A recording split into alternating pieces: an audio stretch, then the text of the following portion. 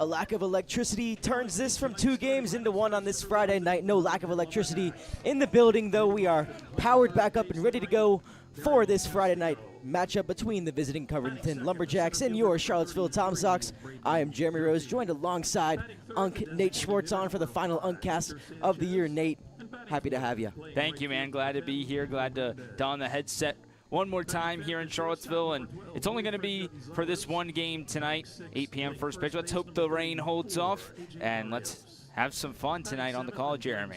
Yeah, it's going to be an absolute blast. JT Gibson on the bump for the Sox, looking to give us a good time out here. An 8 o'clock start. We had a very, very late night last night.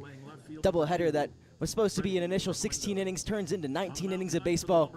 We were here from give or take 2:30 until about 12:45 or 1, so kind of glad that we only played one a little bit later today. Gave us some time to recoup and recover. And sleep is coming at a premium over these last few days. Really need to reset after this one tonight, but with the late start, who knows when we're going to get home. But what I do know is I would really appreciate this only being a 9-inning game, or maybe even a Charlottesville run rule victory. We'll have to wait and see. I had one of those just a couple of days ago on the road in Harrisonburg that has contributed to the Tom Sox run over the past couple of games that has vaulted them up into second place in the Valley Baseball League South. We'll go over the full standings later, as well as keeping you guys updated on the score of the Stanton and Culpeper game throughout the course of this one, as, of course, the Sox and the Braves are competing for that number 2 seed after Harrisonburg last night clinched the top seed in the VBL South. They'll have one of the 2 byes between the Sox and the Braves for that 2 spot.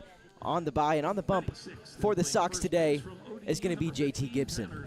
Yeah, Gibson has been so good in the rotation for the Tom Sox this season. He's had his fair share of struggles at times this season, but he's been so consistent, and a guy like Tim Lawson, who has been so up and down, has, you know, maybe the higher highs, but Gibson's been right there in the middle, consistent that whole time, and he gets a chance to face a Covington team again, which turned in his best start of the summer back on June 25th. And delivered 4 1/3 that day. 1 run given up, 4 hits, 3 walks, 5 strikeouts, and has been, like you said, that consistent arm. Gave himself an all-star nod as well, where he came out through an inning on Sunday for the VBL South, through a scoreless frame for the South, and gets a chance to come back out here to kick off half number 2, or sort of half number 2, following the All-Star break, coming down the home stretch of the season.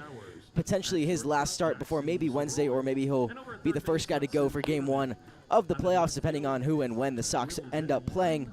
But he will face a Covington lineup, 13-20 for the Lumberjacks, and it's a team that doesn't have a whole lot of guys with a bunch of qualified at-bats. They've been up and down all season, and their roster has experienced a whole bunch of turnover, Nate. They really have, and they had Jenny Gonzalez, who is one of their better hitters, be released a few weeks ago. So Willie Mendez, who hasn't played recently, but he's their only qualified hitter on the roster, hitting .272 right now. He'll be in a cleanup spot today out in right field, but it's, you're right, Jeremy, a lot of turnover on this roster, but a lot of good at-bats that they've taken recently as they've won the last 2 games. Yeah, and been hot as of the past couple of games. See who stays hotter here tonight. The Sox, of course, split the doubleheader just last evening, so continued to win at least a game in every single day that they've played, dating back to before the All-Star break. Had that win against Harrisonburg on Wednesday in 14-2 early fashion. Ended that one in 7 frames with some star-studded offense and consistent pitching as well.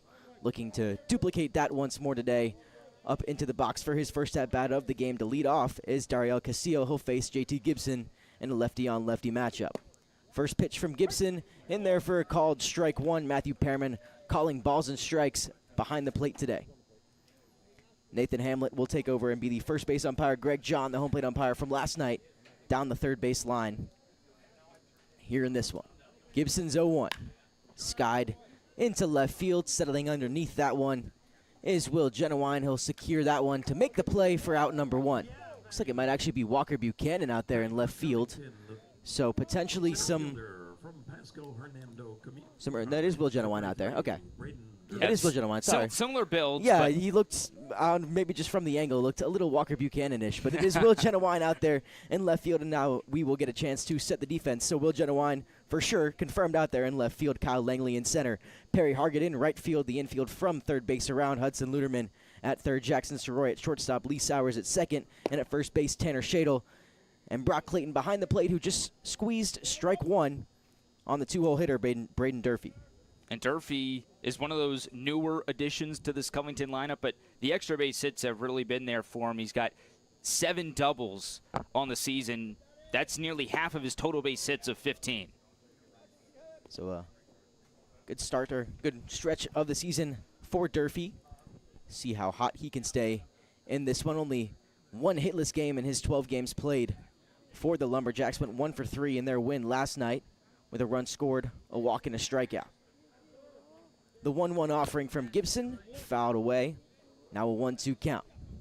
And the important thing for JT is just going to be continuing to get ahead of hitters, just throwing the ball in the strike zone. The one thing I've noticed across the season when you go game to game is the walk numbers have slowly increased in each appearance that he's had. He only had 1 in the opener against Front Royal of his summer, but then he had 4 against Winchester last Sunday. The 1-2 pitch in the air towards the right side. Coming over to make the play is Lee Sowers, the second baseman. He'll secure that one for out number 2. 2 quick fly outs for the first 2 outs here in the first inning. JT Gibson cruising. Of course, Sowers, the hero from the first few minutes of this morning, back around 12:05 at some point on this gloomy Friday. I don't really have great memory of exactly what happened. It was somewhere in that range, but Lee starts off the day with a bang with that walk-off RBI single and makes a nice play on that pop-up right on the edge of the chalk in shallow right. Now up the 3-hole hitter, Victor Sanchez. Sanchez today serving as the designated hitter. He'll be followed by Willie Mendez and Wilfred Gonzalez, AJ Barrios, Giovanni Castellano, Nick Rodriguez, and Freddie Aquino to end off the lineup. First pitch in there, first strike from Gibson.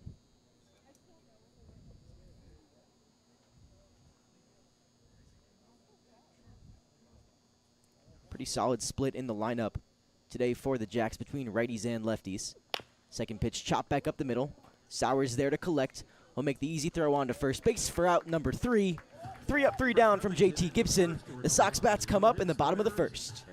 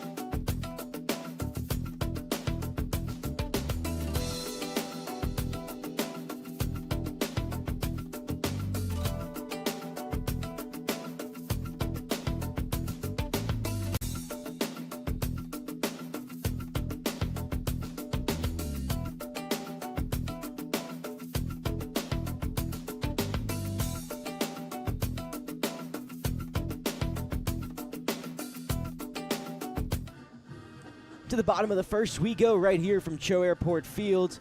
The Sox play one of the 2 scheduled games here tonight at 8 o'clock. First pitch, And now the Sox up to bat here in the bottom of the first inning. Perry Hargett to lead off, followed by Jackson Soroy. Elijah Williams, the third batter up this inning in the 3-hole. Hudson Luderman will bat cleanup. Kyle Langley in the 5. Tanner Shadle in the 6. Will Genowine, Brock Clayton, and then Lee Sowers to end it off in the 9 spot today for the Sox. Obviously some lineup adjustments made after the loss of Preston Gamster in Game 1 yesterday has kind of shaken things up, both defensively and offensively for the Sox. Yeah, that's a really tough loss for the Tom Sox. We don't expect Preston to return this summer due to a hand injury he suffered yesterday when he dove into the first base bag in the early stages of Game 1. So we wish the best to Preston in his recovery, but that's going to pretty much solidify Jackson Soroy and Lee Sowers as the main 2 guys that could play shortstop the rest of the summer for Charlottesville going into the next few weeks. And you're looking at what could be the main 9 for Charlottesville down the stretch here, pending the catchers going back and forth between Clayton, Tavares, and French. And we'll also see if Elijah Williams, who is in the lineup today after suffering an injury as well during last night's contests, is DHing here tonight. We'll see how his, I believe, lower, maybe a knee injury for him. We'll see how that heals up over the next week, and we'll see what happens come playoff time. Also, Patrick Neas going to get some work in defensively and in the lineup for the Sox. So the infield kind of shrinks down in terms of the rotation. Now a 3-1 pitch to Perry Hargett will be upstairs for ball 4, and he'll work a leadoff walk. Yeah, it's against Lucas Rodriguez, the right-hander for Covington, the freshman out of Miami, Florida, and going to New Orleans. 3 pitches for Rodriguez with a fastball, a curveball, and a changeup. You might have noticed it when he was throwing out of the windup, but a really wide delivery. Really likes to enunciate on that front leg and make that big turn with his front shoulder. The hanging arm from the stretch. His first pitch to Jackson Soroy, called strike. Hargett off of first base. 12 stolen bags on the season. Came up clutch last evening, and Jackson Soroy did as well. We'll take that one in for called strike 2. Soroy had the sac fly to keep the game alive, to keep Game 2 alive in the 9th inning. Sac fly out to center field that kept things rolling and pushed us to a 10th inning, which is where eventually the Sox pulled it out. 2 for 8 last evening, now down 0-2 here. Hargett off of first base, the 0-2 pitch, line back up the middle, and it gets through into center field. Hargett will turn around second and hold up there, so back-to-back runners on base to lead off the bottom of the first inning, and now Elijah Williams up with runners on first and second. Soroy's been so good in the month of July. That's his 12th hit, in this being the 12th game in the month for Charlottesville. He's gone up the middle a bunch. The power has started to sprout up a little bit more, and that confidence has started to rise. His average was in the low 200s at the end of June. Now it's sprouted above 250. With that at bat, he does break that 250 plateau. Was all the way down to 215 on July 3rd and has quickly shot its way back up since then. Been on an absolutely torrid stretch, which is something that you talked about last night as well with Landon, and getting hot at the right time. Jackson Soroy finally coming into form here in the summer, and I know you'll be excited to see if he can translate that one to Maryland come the spring. But focusing here on Charlottesville, this is a guy that the Sox need to be consistent at the top of the order. We talked about the loss of Gamster. Williams has been so good, but you don't know with the lower body injury what could be the effects of that. The bottom of the lineup did a really good job yesterday with Genowine and Sowers to flip the lineup to the top. So if Soroy and Hargett and these guys at the top can continue to perform the way they've been, the Sox should be just fine. Yeah, with that injury, Jackson Soroy going to be the every single day shortstop for the Sox. And has spent a whole lot of time there this summer for the Sox, and now absolutely for sure will be playing there for the remainder of the season. Williams down 0-2 to Rodriguez, who fires his 0-2 pitch again, skied into the infield. They're going to call an infield fly, and the play will be made by Dariel Castillo coming across the infield from third base for out number run. So Castillo at third, Wilfred Gonzalez at short, Giovanni Castellanos at second base. A.J. Barrios will take up first base, and for the outfield, Freddie Akendo out in left, Braden Durfee in center, Willie Mendez out in right field, and then doing the work with Lucas Rodriguez in the battery is Nick Rodriguez. Up to bat for the Sox now, third baseman Hudson Luderman, the Virginia Tech product. Went 1 for 4 last night, came in for Preston Gamster when he got hurt in game 1, then came into pinch run and had a bunt single in the bottom of the 10th inning. That would move Lee Sowers over to third and eventually would turn Sowers into, would move the runner over that eventually Sowers would bring in for that game-winning run. Those back 3 innings, there was just so many sacrifices, moving guys over, just lost track of who was doing what, but it ultimately led to that Sowers RBI single. And after a marathon of a game 1, got another marathon of a game 2. And now Luderman down 0-2, chase 2 pitches inside. In an 0-2 hole, runner still on first and second. The pitch fouled straight back. Will it stay in the park? No, it will not. Will get out of play. And I think a fan might have made a good play on that. Or maybe a fan missed a good play on that one. Nevertheless, we'll see another 0-2 pitch here to Hudson Luderman. And Luderman, I talked about what Gibson was doing on the mound. It feels like the hitter side of things would be Luderman in that regard. He's just been consistent in the middle of the lineup all year. 244 average, 703 OPS, 11 RBIs. He's just found ways to get on base once in seemingly every single game. We'll take that one outside for ball number 1. That average hovering around 250 all season long. And as you said, been a mainstay in both the lineup. His ability to play everywhere defensively. He spent some time at first base, not your stereotypical first baseman's build, but he's done a job to keep his bat in the lineup and has been a positive for Randy Tomlin's crew. The 1-2 pitch called, strike 3. And now 2 outs here in the bottom of the first. Runners still on first and second. That's usually not a spot where Rodriguez is going to want to throw a 2-strike fastball, but he was one of those things where Luderman was expecting another pitch or maybe thought it was more on the outside, but that had some tail back to the center of the plate, and it was right down the middle for strike 3. He'll now face Kyle Langley in Langley's first at-bat of the day. Moved up to the 2 hole yesterday, and now down back into the 5 spot here tonight. 2 for 9 last night, had a double and a strikeout, and put in some good play, as he always does in the outfield. Rodriguez comes set. First pitch to him, fouled straight back. Rodriguez, a guy who hasn't thrown a ton of innings this season, just 8 1/3. Coming into this game, 6 strikeouts, 6 walks, and a 3.24 ERA across 3 starts dating back to June 21st. But only an inning his last time out against Culpepper. Served as more of an opener role. The 0-1 pitch into right field. It goes snared on the ground by Castellanos. He will have no throw. Coming home is Perry Hargett. He'll slide in safely. Moving over to third base is Soroy. And an infield single from Kyle Langley drives in Perry Hargett and moves runners now to the corners with 2 gone here, bottom 1. The rare infield RBI single for Kyle Langley. I don't know how Giovanni Castellano got to that baseball, but somehow snared his glove out in that shallow right field area and made the play. But also excellent awareness from Hargett. Was nonstop going around the third base bag, scored relatively easily. If that throw was maybe a bit more on line, we would have had to play at the plate. But Langley does a job, puts the ball in play, and gives the Sox a 1-0 lead.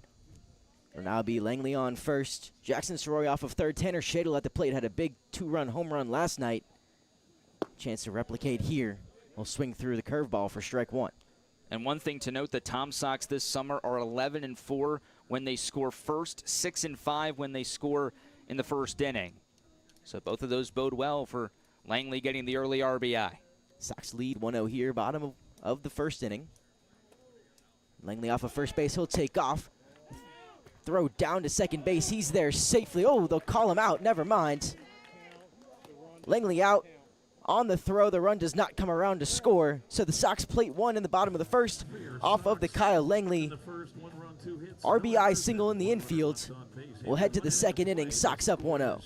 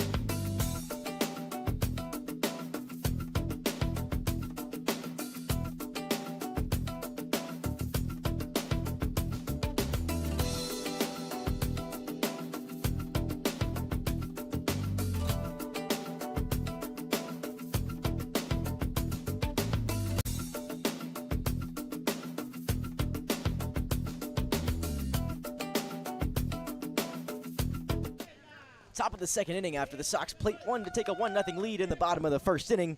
It's 3-4-5 Willie Mendez, Wilfred Gonzalez, AJ Barrios, followed by Giovanni Castellano, Nick Rodriguez, and Freddie Akendo to round out the order for Covington. First, the 4-hole hitter, Willie Mendez. First pitch to him, a swinging strike one. Mendez on the year, talked about it, the only qualified runner, or only qualified batter on this lineup, 81 at-bats, a 272 average, 22 hits on the season. So has done well in the spots that he's gotten. Hasn't played since July 5th, and now gets the spot start here as we get into crunch time down the stretch of this Valley Baseball League season. And with Covington looking to get closer to the 4th position, maybe they could make a run even to have a chance at the 3rd position and catch up to either Charlottesville or Stanton. It's going to take a lot of work to get there. They're 5 games back of Charlottesville right now for the 2nd place spot, but with Mendez getting back into the lineup in a regular basis, that is step number 1 for this Covington offense to unlock its full potential. He's down 1-2, and he's now down via the strikeout. JT Gibson records his first strikeout of the day, a swinging K for out number 1 in the 2nd. Beautiful looking breaker right there from JT Gibson, just keeping Mendez off balance from the first pitch to the last pitch of the at-bat. He started it the same way, he finished it, and he's got his first strikeout of the night. Lefty-lefty matchup, one of 5 lefties in the lineup, and Willie Mendez for Covington today against the left-hander, of course, in JT Gibson. Now a right-handed hitter, Wilfred Gonzalez, who will take the first pitch upstairs for ball 1. Gonzalez on the year, 12 games played, 40 at-bats, a 300 average. Not enough qualified to make a stand here in the VBL, but done well in his limited time. We'll swing through that one for strike 1. A guy who produced well at Seminole State College in his 2 years of college baseball, hitting over 315 in 2023, and in 2024, almost a 400 average at the JUCO level. The 1-1 from Gibson swung on and missed for strike number 2. And he's carried that success right into the Valley League, like you mentioned, Jeremy, with that 300 average. Smaller sample size than some of these other guys with only the 12 games. But again, a guy right in the middle of the order that could really help Covington in these last few games. He's down 1-2 here to Gibson. Pitch misses downstairs, blocked up by Clayton, but it'll be ball 2. We'll see how Gibson fares here today. Those walk numbers have steadily increased along with his innings pitched, with the exception of his July 6th start where he gave up 4 walks in just an inning and 2/3. The 2-2 into left field. He got under it, and settling underneath it is Will Genuine. He'll make the play for out number 2. Gonzalez retired via the flyout. Now 2 gone here in the 2nd. And the other thing with Gibson so far, yes, 4 of the 5 guys that have come up have put the ball in play, but nothing's been really hit that hard. The 2 fly balls to Genuine have been sky high. The pop-up to Sowers, the grounder to Sowers was a light rollover as well. So Gibson's doing a good job of pinpointing his location with all of his pitches and making sure that he's not putting it in a wheelhouse for a Lumberjack hitter. And has a good amount of strikeouts this season, but not a guy who's going to really overpower you with a with a high velocity on his heater. Sits around that 90-mile-an-hour range, but just has the ability to pinpoint with his breaking stuff, has good control of his 3-pitch mix, and likes to go to his slider a lot. He'll deal the 1-0 here to AJ Barrios. That one misses low and away. Ball 2.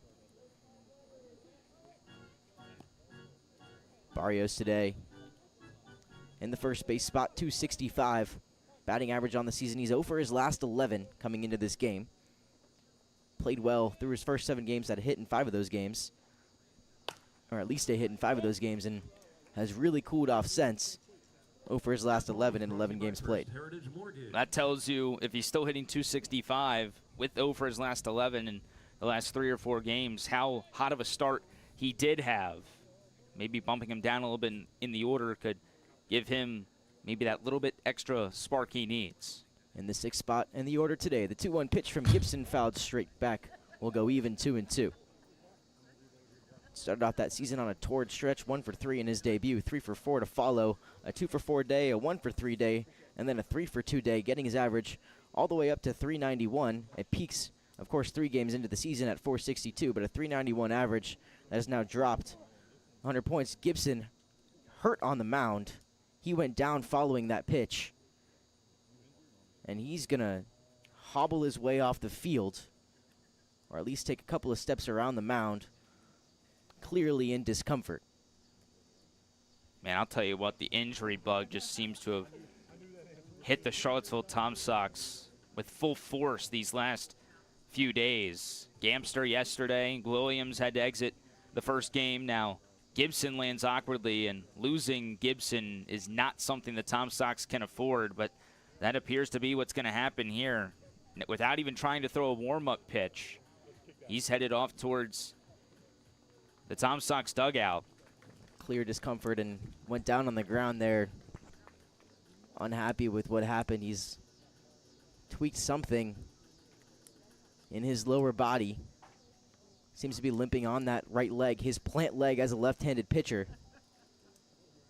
And as you mentioned, that injury bug has really hit every single player on this Tom Sox roster at some point in the season. And Gibson adds on to the list. Jason Bann picked up an injury a couple of days ago. The Tom Sox ace to start the season, and Evan Allwine went down with an injury. And now Gibson is going to have to come out of this game. And we will step aside. We'll see who comes in to pitch for the Tom Sox. And a 2-2 count here with 2 outs in the top of the second. Sox lead 1-0.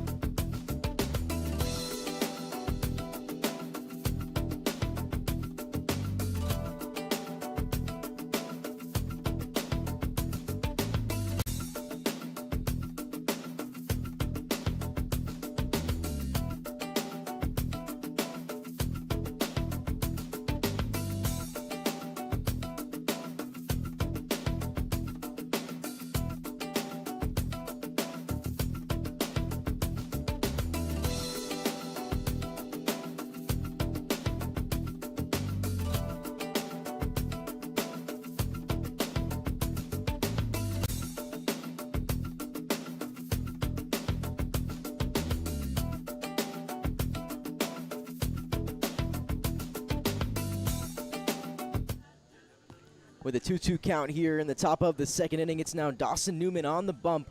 He'll try to protect a 1-0 Tom Sox lead after JT Gibson exits with a lower leg injury. Unsure, have no update on him, no status report on him. But the Sox will turn to Dawson Newman to go somewhere close to the distance here in this one. What do you got on him through 7 games played?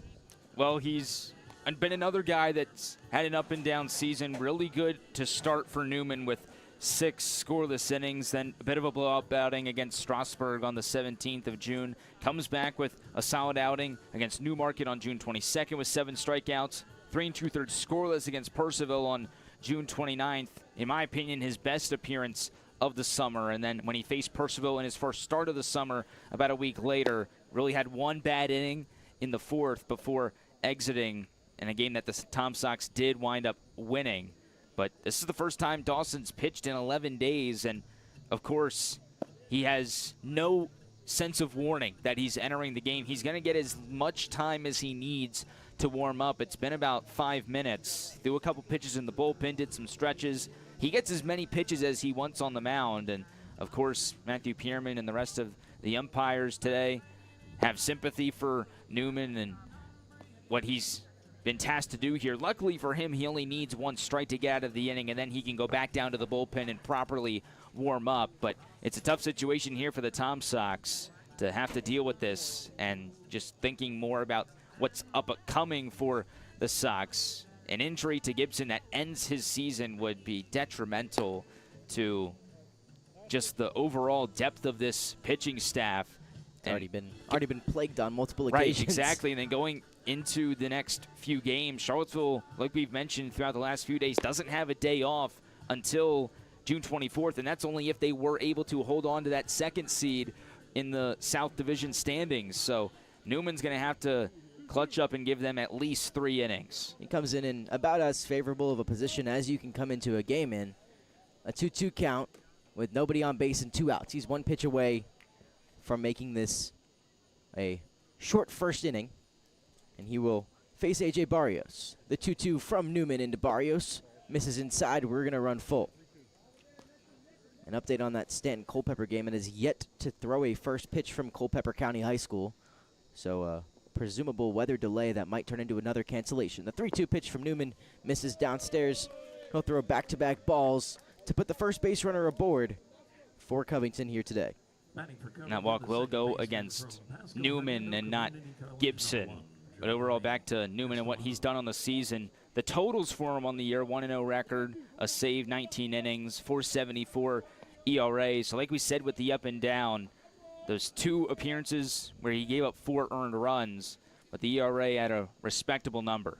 And those 2 innings, of course, serve as outliers for him. That's 7 innings pitched between those 2. That doesn't account for the other 12 that he's thrown of just about shutout baseball.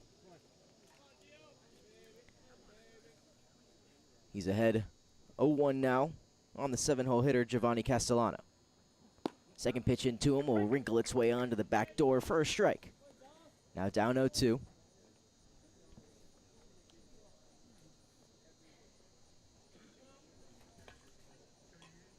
Newman from the left will deal to the right-handed Giovanni Castellano. His 0-2 pitch, the runner goes in and out of the hands of Brock Clayton, so that's a stolen bag for A.J. Barrios. He's now into scoring position for Castellano. For Barrios, his 3rd stolen bag of the season. He's 3 for 5 now. And a 1-2 count here from Dawson Newman. The pitch swung on and missed for out number 3. So Newman comes in, gives up a walk, then gets a strikeout to end the 2nd. We'll see if we have any other updates on JT Gibson down the line. To the bottom of the 2nd we go, right here from CHO Airport Field.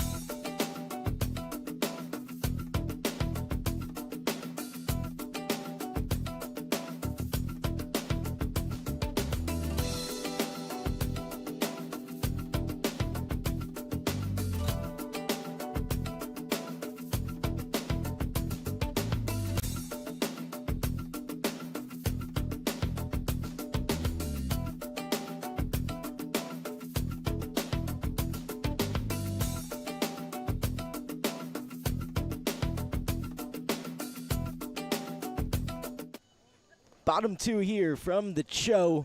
It'll be 6, 7, 8 for the Sox. Tanner Shadle to lead off. Will Genowine will follow. Then Brock Clayton, the third batter up this inning. Lee Sowers will, at the very least, await on deck here against the right-hander Lucas Rodriguez. Back out for his second inning of work. He got a caught stealing on Kyle Langley, going from first to second to end his inning, but ended with a runner stranded on third base and a run across. His first pitch misses outside to Tanner Shadle, so the Sox applied some pressure in the bottom of the first inning, brought a run across. We'll see what they can translate that to here.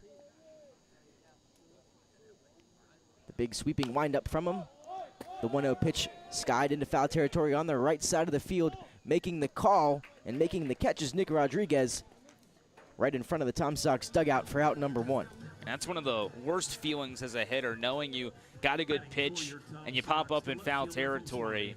And all Shadle could do there was just sit and stare and watch the catcher in Rodriguez go and make a play and head back to the dugout. That's it for Shadle. But how about what he did yesterday, getting that third home run, mammoth 2-run blast in the first game to retake the team lead in homers. And he's the guy who hadn't had a whole lot of home runs, and his home runs do come in bunches. He had back-to-back games with home runs for his first 2. Hit 1 last night. We'll have to wait a whole 9 batters more to see if he can have another one here today. A 1-0 count on Will Genowine, who's been a very welcome addition to the Sox roster. He'll foul one off towards the left side. That one, unlike Shadle's, will get out of play. Now a 1-1 count. And Nate Genowine has been nothing short of a great addition for the Sox. I mean, he's been great. 3 games so far. He's reached base in all 3. 500 average, 3 hits, 6 at-bats with an RBI. The walks, too, 5 of them through just 3 games. He's fitting right in with this lineup that just loves to take the free pass. And done a good job of playing that small ball, taking that route of watching pitches, getting themselves on base, getting moved over. Unfortunately, last night for the Sox, not a whole lot of offense. Only 10 runs scored across 19 innings of baseball. 23 combined runners left on base last night. Yeah, that's the one thing that you take from yesterday and you want to improve upon today. And it's funny, that comes on the tails of the 7-run 7th in Harrisonburg, the 14 runs they scored in the resumption on Wednesday night. That's just how the game of baseball works sometimes. You can score 14 in 6 innings that they played out in Harrisonburg, and then you can strand 23 runners across 19 innings of baseball. Genowine goes down swinging for out number 2. Fought a good battle, fought off a couple of pitches. Instead goes down swinging for his first strikeout of the season across his 11 plate appearances. Now the catcher Brock Clayton up to the plate. And a nasty pitch right there on the curveball by Rodriguez. Down and in on the lefty in Genowine. Had him nearly twisted all the way around on that swing. And that's now 2 in a row retired to begin the inning for the Lumberjack starter. First pitch to Clayton is fouled away. That foul ball was brought to you by First Heritage Mortgage. Clayton so far this season still has really yet to find his stride. One of the more unlucky players on in this Tom Sox lineup. A lot of hard hit outs, a lot of diving catches made against him, a lot of hard hit balls straight to a defender, especially out in the outfield, which has given him a .225 average on this season through 40 at-bats. Now down 0-2 after back-to-back foul balls. Lucas Rodriguez looking for the 1-2-3 second inning, after maybe an unintentional momentum gain with the loss of J.T. Gibson in the top of the second. That could translate to some runs come the third. Rodriguez from the windup, his 0-2 pitch to Clayton into right field. Some pop underneath it, ranging over to make the plays, both the right and the center fielder, but calling off to make the plays, Willie Mendez will snag it for out number 3. And a 1-2-3 frame for the Sox will go to the top of the third inning. Charlottesville up 1-0. Covington.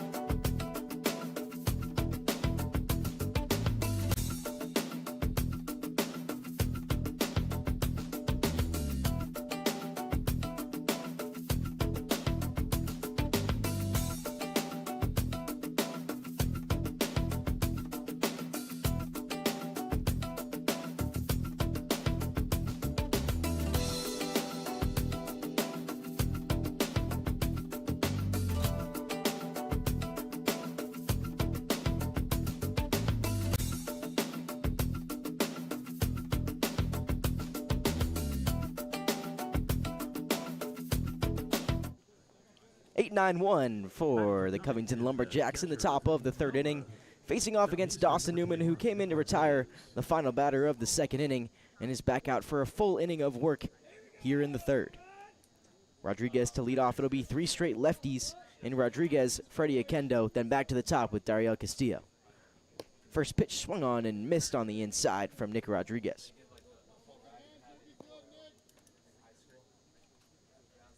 Rodriguez, so far this season, only played in 5 games, just made his debut on July 10th as that curveball loops its way to the inner half for a called strike. So he's only appeared in 5 games for Covington here, a 200 batting average. Went 1 for 1 last night and picked up one of his 3 hits on the season. And that was a double, also walked twice, scored a run. Pretty highly touted out of Florida. That's saying something with how much talent comes out of the state of Florida and then goes to a smaller school in Nova Southeastern. But still trying to find his footing here in the Valley League. Yeah, would play his freshman season at USF, only appeared in 2 games. So took the red shirt with him and went to Nova Southeastern, where he played in 25 games this past season, a 230 batting average. No home runs for him, so not a phenomenal first 2 seasons after, as you said, Nate, being really highly touted in the class of 2023, the number 3 catcher in that class. And trying to revamp himself here in the Valley Baseball League. A 2-2 count from Dawson Newman. He'll kick and fire the pitch on the outside. It'll go to the backstop, and we'll run full.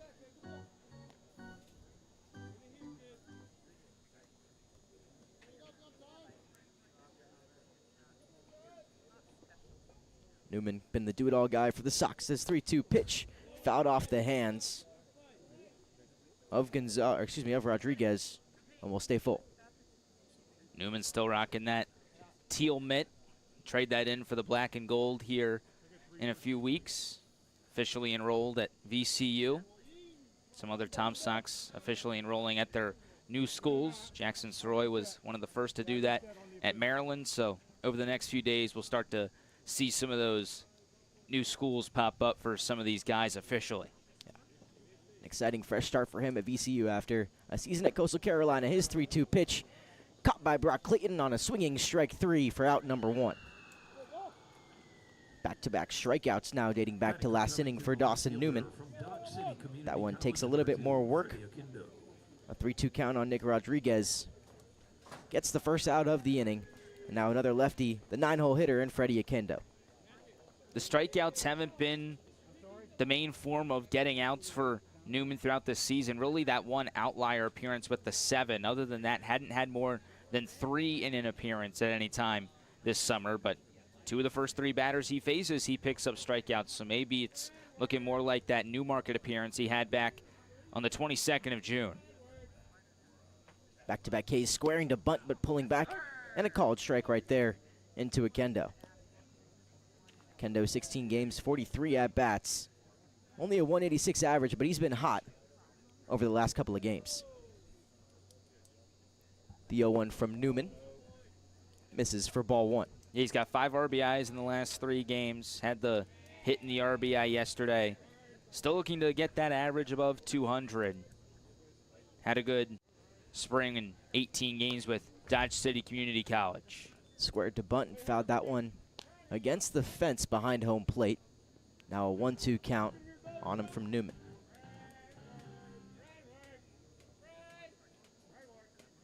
Dawson Newman will join Riley Rorty over at Virginia Commonwealth. His 1-2 pitch tried to go back to that sweeper slider changeup, or excuse me, sweeper slider mix, and it'll miss inside. Now 1-2. In the VCU program that's looking to bounce back after not so good of a year. New regime coming in last year. Newman looking to help lead the way to getting VCU back to competition in the A-10. And a guy with a lot of potential on the mound. Definitely has the stuff, has the location, just looking for that consistency factor that so many guys search for down the stretch of their collegiate careers. A 3-2 offering from Newman. On the ground towards short. Jackson Soroy will handle and fall over as he makes the throw. It gets past the glove of Tanner Shadle.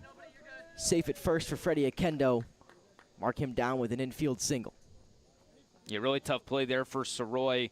Had to backhand it, then he lost his footing, had to pretty much throw from his knees, and that's what led to the airmail of the throw over Shadle's head. Luckily for the Sox, Oquendo just stays at first base, but the lineup does flip to the top in Dariel Castillo. That marks hit number 1 of the day for the Lumberjacks, and if that's the only hit that we see for a while, it being a softly hit ground ball into the 5-6 hole, I think the Sox will take that one for the pitching staff. Absolutely, and it's a Sox staff that's really good here at home. The starting pitchers as a whole have been really good. Gibson was on a tear before that injury. Newman has had success, mainly as a reliever too, so that's pretty much the perfect storm you can ask for the Tom Sox tonight in a game where they need Newman to give them some innings. Changeup swung through for strike number 1. Now an 0-1 count, squaring to bunt, laying it down as Castillo. Newman will collect off the mound, fire the throw over to first for out number 2. Advances Oquendo over to second base. Now 2 gone with a runner in scoring position.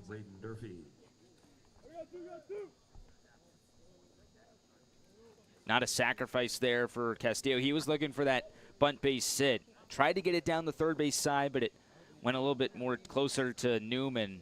Easy play for him. Lobbed it over to Shadle. Got that big second out. It does move the tying run into scoring position, though, for Durfee. And like we mentioned earlier, he loves the extra base hits. And Durfee, we've already talked about his extra base hit ability. Now a chance with a runner here in scoring position.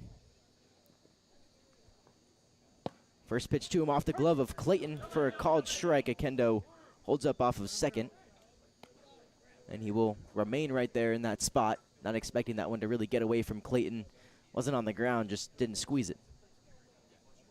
Now, I wonder if something's going on with the mitt of Clayton. That's the 4th or 5th time where he hasn't cleanly caught the baseball. Maybe a new mitt trying to break it in, or not seeing the pitches right off of the hand of Newman, but something to keep an eye on. An 0-1 on him. Hasn't really been a problem for the Sox. That one gets away from Clayton, though. Over to third with ease is Oquendo. And a wild pitch from Dawson Newman. Moves that runner just 90 feet away. A 1-1 count now to Braden Durfee. Not much Clayton could have done about that one, Jeremy. That ball went about 57 feet, 90, 91 miles an hour. Clayton tried his best to block it, but snuck by him and moves that tying run just 90 feet away. Big at-bat here between Braden Durfee and Newman on the mound. Lefty on righty, though. 1-1 pitch swung on and missed. Maybe foul-tipped a little bit. Either way, down 1-2 now. Durfee popped out down the right field line to Lee Sowers for out number 2 of the first. Try to change his fortune here. The 1-2 from Newman. In the dirt, swung on and missed. Clayton will collect, make the throw over to first base, and that'll end the top of the 3rd inning. So 2 strikeouts picked up in the frame for Dawson Newman. He's up to 3 on the day. We'll head to the bottom of the 3rd. Sox lead by 1.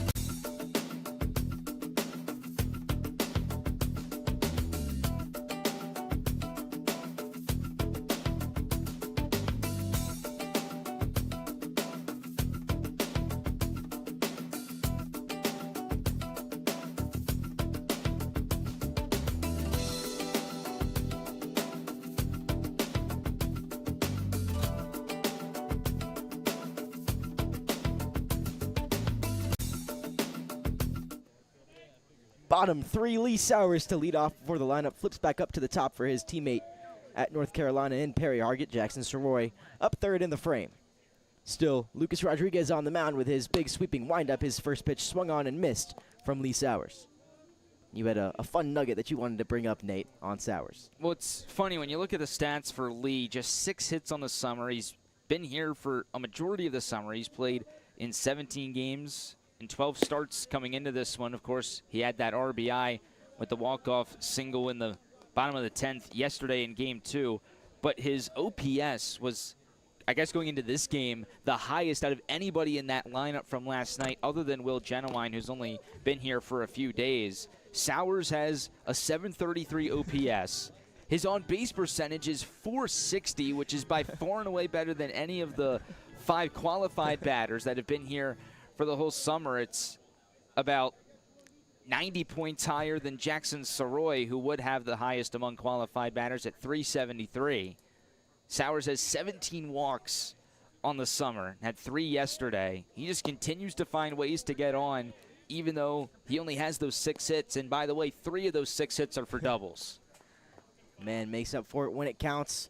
The king of bat flipping on walks as well. He loves to chuck it into the dugout and show off how good of an at-bat he had. Here's a 2-2 way upstairs. Sowers also a guy very, I guess, I'm blanking on the word I'm looking for, but very expressive is the word. Yeah, has a good singing voice, doesn't he? Does have a great singing voice. Love to listen to Lee Sowers sing and do whatever he does in between innings, in between games. But very expressive. Also at the plate, you'll see him kind of back off of every single ball, almost Juan Soto-esque. But the 3-2 pitch to him on the ground towards short. It eats up Gonzalez, who makes a throw over to first. It's off line. So an error on Wilfred Gonzalez puts Lee Sowers on first. And to the top of the order with Perry Hargett we go. Hard hit ball for Sowers. It will be the E6 right there against Gonzalez, who had the bit of the bobble. Then he made the errant throw, so almost a double error in a way for Gonzalez. He'll only get the one, of course. But again, Sowers, even though that won't go towards his on-base percentage, still finding a way to get on base. Yeah, in any situation, you can pretty much count on Lee Sowers to find his way onto the base paths as he does so right here. He's aboard first base, 4 for 6 on stolen bags this year.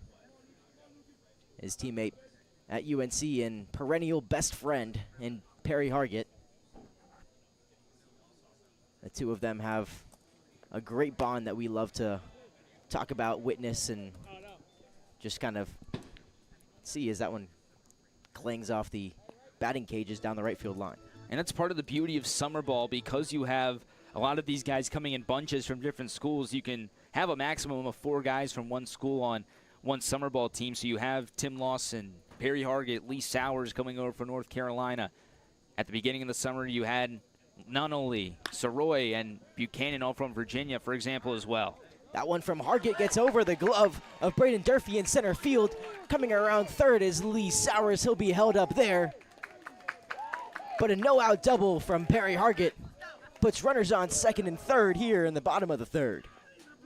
4th double of the summer for Perry Hargett. He's started to have more success at the plate as these few weeks have gone on. He's been in that leadoff spot pretty much the whole summer, but he's yet to really have that breakthrough moment. He had the walk-off, of course, the 2-run single yesterday. Now he's got a double. He's reached base twice so far in this one and sets up Soroy for a perfect RBI opportunity with a 1-0 lead and nobody out. It seems to kind of feed off his teammates' energy very, very well. A very even-keeled guy. That one's on the ground from Soroy. It eats up Castellano, who makes a throw over to first. It's in time to get the runner, but it's an RBI as Sowers comes in to score on the ground out. Sox now lead 2-0. Doing a job is Jackson Soroy. Hard hit ground ball. Thought for a second that Castellano might have some trouble getting that one over to Barrios at first base, but Soroy does the simple thing. He puts the ball on the ground to the right side of the infield. Sowers scores no problem, and the Sox double the lead. And that one took a rough hop off of that infield lip between the grass and the dirt as Williams swings through that one for strike number 1.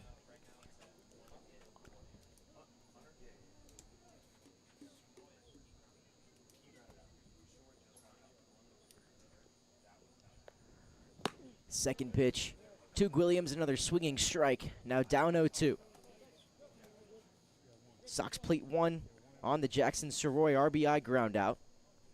He's now picked up a pair of RBIs, both kind of via the sacrifice, a sacrifice fly last night. And then the ground out there, the 0-2 pitch to Williams, skied into the air down the third base line. It'll get itself foul. Williams, a very aggressive guy at the plate, takes a lot of hacks at a lot of pitches, kind of anything close is his mentality at the plate.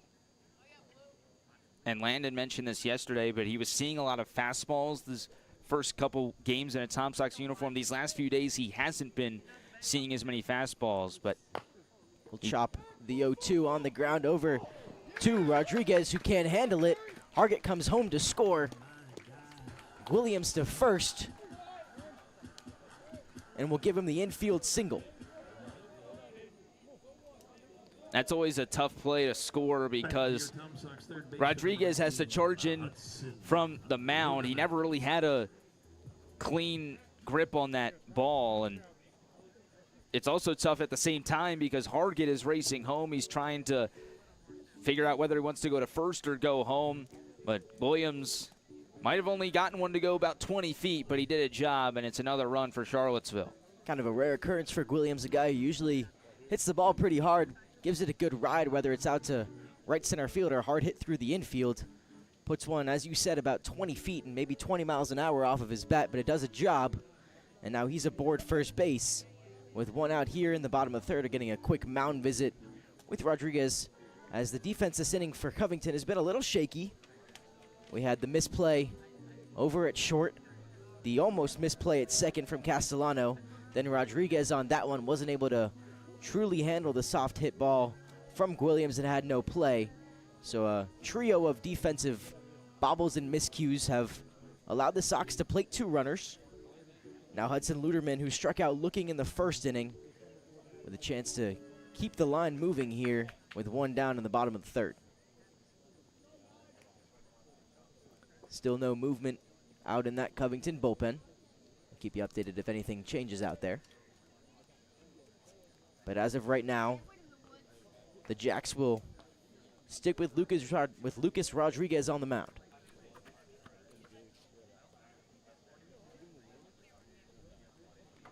Like we mentioned earlier, Rodriguez has that one outing this year where he went 5+ innings. Everybody in the Valley League's in a similar situation that Charlottesville is in, where they need their pitchers to give them as many innings as possible, so don't expect a short leash for Rodriguez on the mound.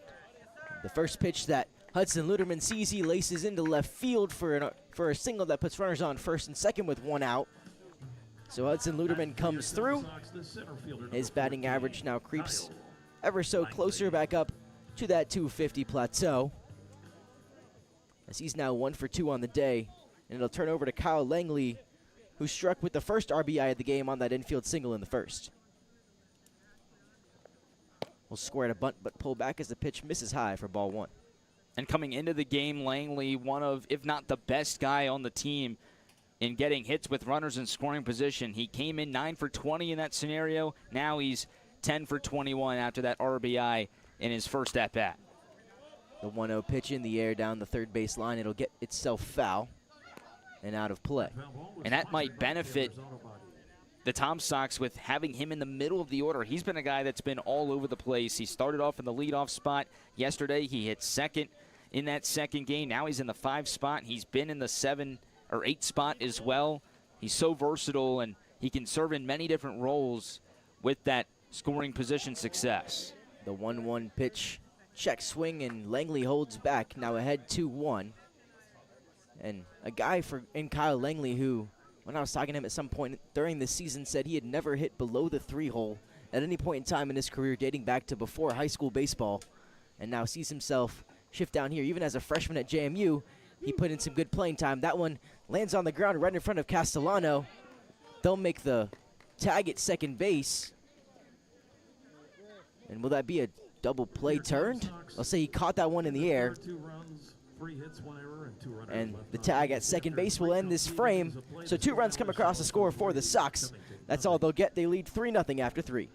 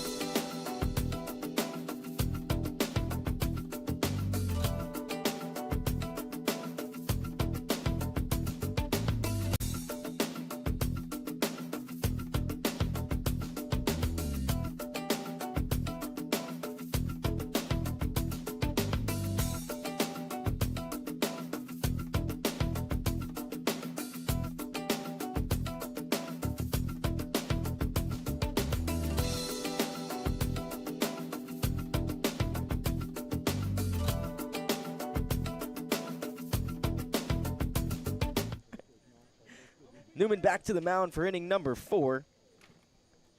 And his first pitch to the 3-hole, and Victor Sanchez misses outside. Excuse me, misses inside for ball number 1.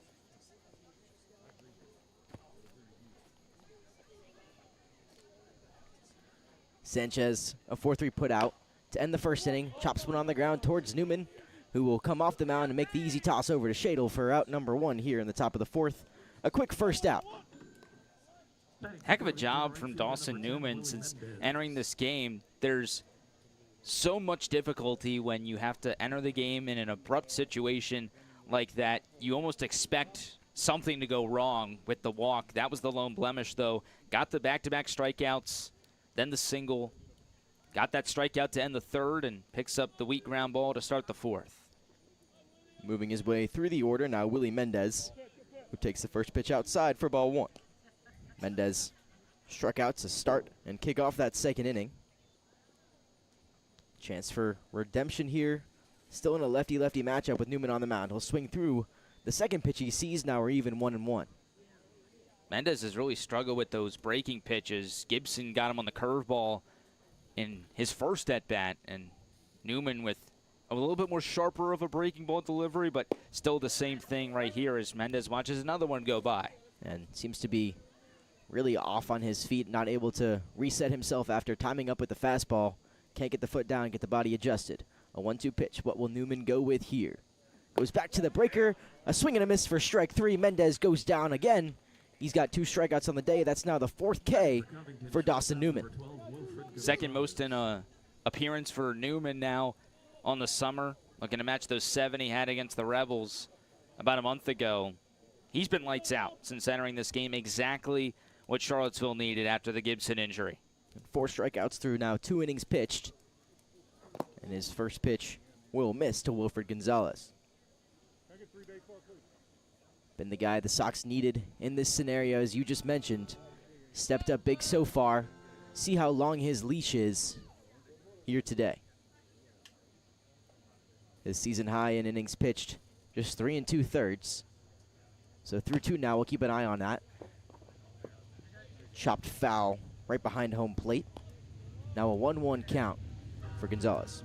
And the most amount of pitches he's thrown in an outing this summer was when he threw 69 pitches in his last appearance at Purcellville, in which he got the start against the Cannons. I think the leash is as long as it can possibly be here for Newman. Charlottesville's in almost desperation mode with trying to save as many arms as possible. So as many pitches that Newman can throw, the Tom Sox are going to have to take in whatever form that comes. He's up to almost 40 pitches on the day, 23 strikes, 15 balls for 38 pitches so far. He's now ahead 1-2 on Gonzalez. The 1-2 pitch, check swung. Did he go? They'll say Gonzalez held up his swing. We'll see a 2-2. 40th pitch of the outing. On deck for Dawson Newman with the chance to end the 4th inning and get himself his first 1-2-3 outing. The 2-2. Misses outside, will run full.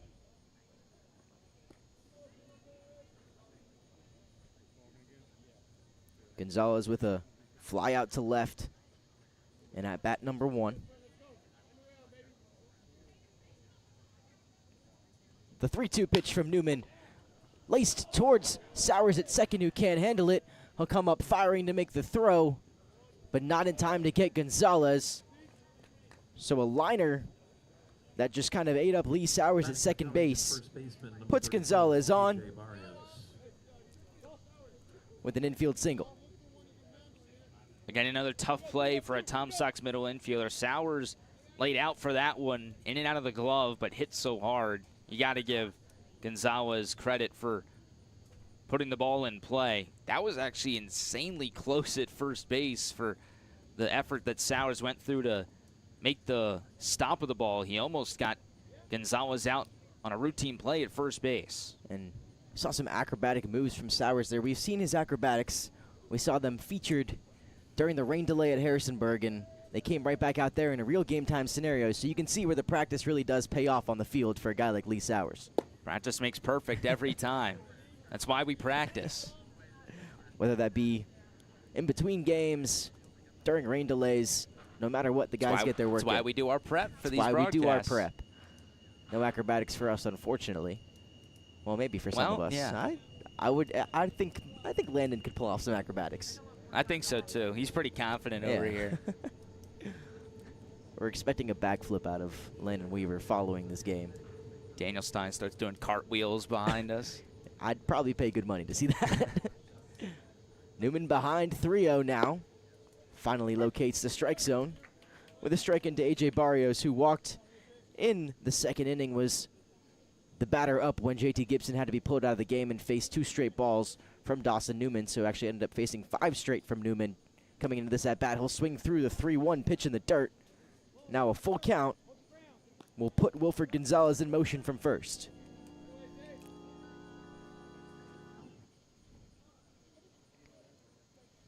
So a big spot for A.J. Barrios as he tries to keep the line moving and bring Covington ever closer. The 3-2 pitch misses outside for ball 4. Runners on first and second.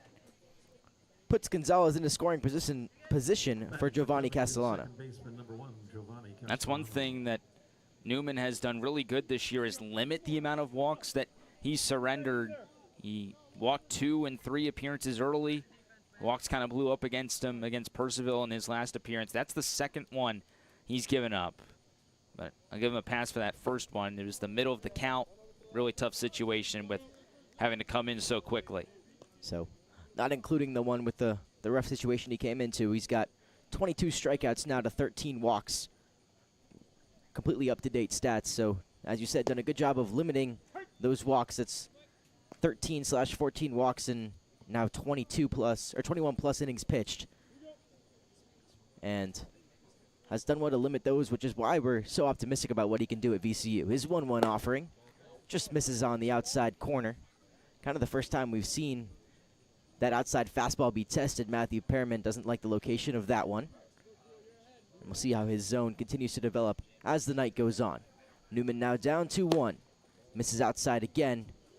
Not coming through all the way on his pitches, and in danger of loading up the bases with a walk here. Yeah, he keeps missing arm side with that fastball, and his breaking ball as well against the lefties was riding on that inside part of the plate as well, so maybe just need to switch the release point slightly. The 3-1 pitch gets away. It'll be ball 4 anyways, and put Castellano aboard. Now the base is loaded here with 2 outs.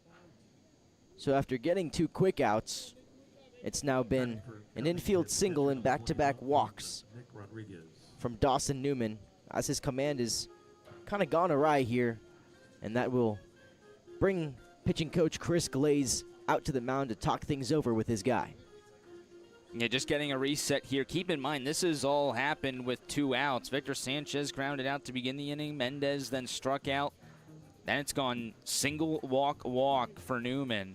Bottom of the order here for Covington with a big chance to get their first run on the board. 3-0 deficit is something that Culpepper was able to work back from yesterday.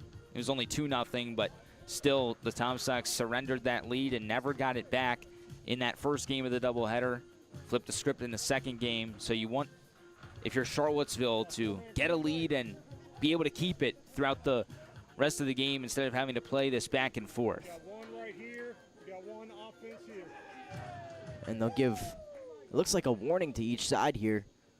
I guess some words were exchanged during that little mound visit from Chris Glaze. And now a warning has been issued to both sides. So the tensions increase here. We're only in inning number 4. Got a lot of baseball left, but no room to put Nick Rodriguez if the Sox decide to get a little feisty out here. Another lefty on lefty matchup. First pitch finds the strike zone for called strike 1.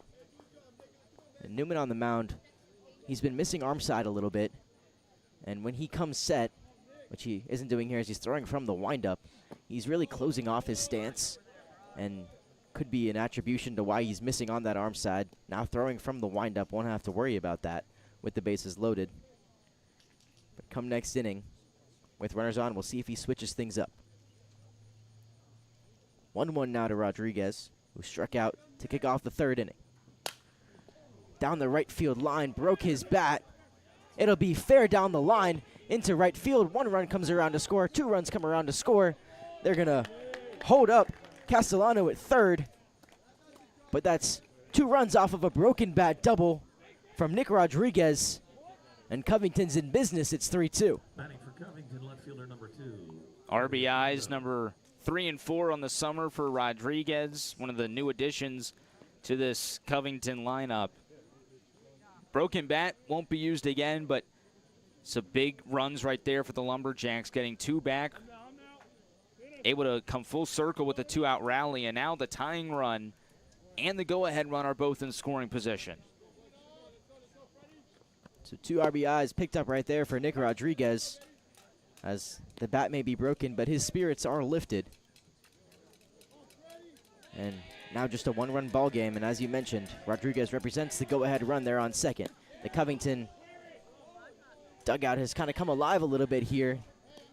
The pitch gets away from Dawson Newman up and in. Akendo gets out of the way. And a 2-out rally. It's now 4 straight base runners for Covington. And after we praised Newman for his work, he's seemed to have lost his touch a little bit, trying to reset here, now up 1-2. And what you don't want to do if you're Newman is continue this cold streak and flip the lineup back to the top, and Castillo, who's due for a base hit, in the on-deck circle. The 1-2 pitch from Newman, chopped towards first. Shadle picks it out of the ground. He'll make the play himself over to first to end the inning. But 2 runs come across on 2 hits. Covington strands a pair. We'll head to the bottom of the 4th. The Sox now clinging to a 1-run lead.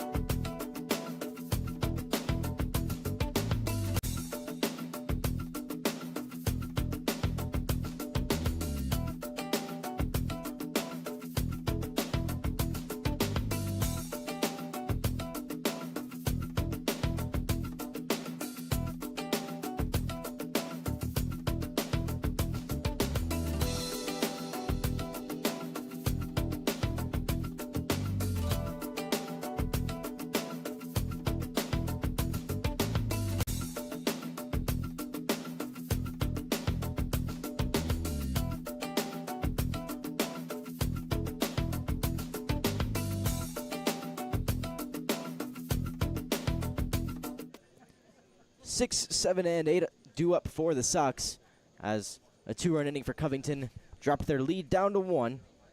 Now Tanner Shadle to lead off. The Sox look to increase their lead and provide some more cushion for the pitching staff. The first pitch to Shadle fouled straight back.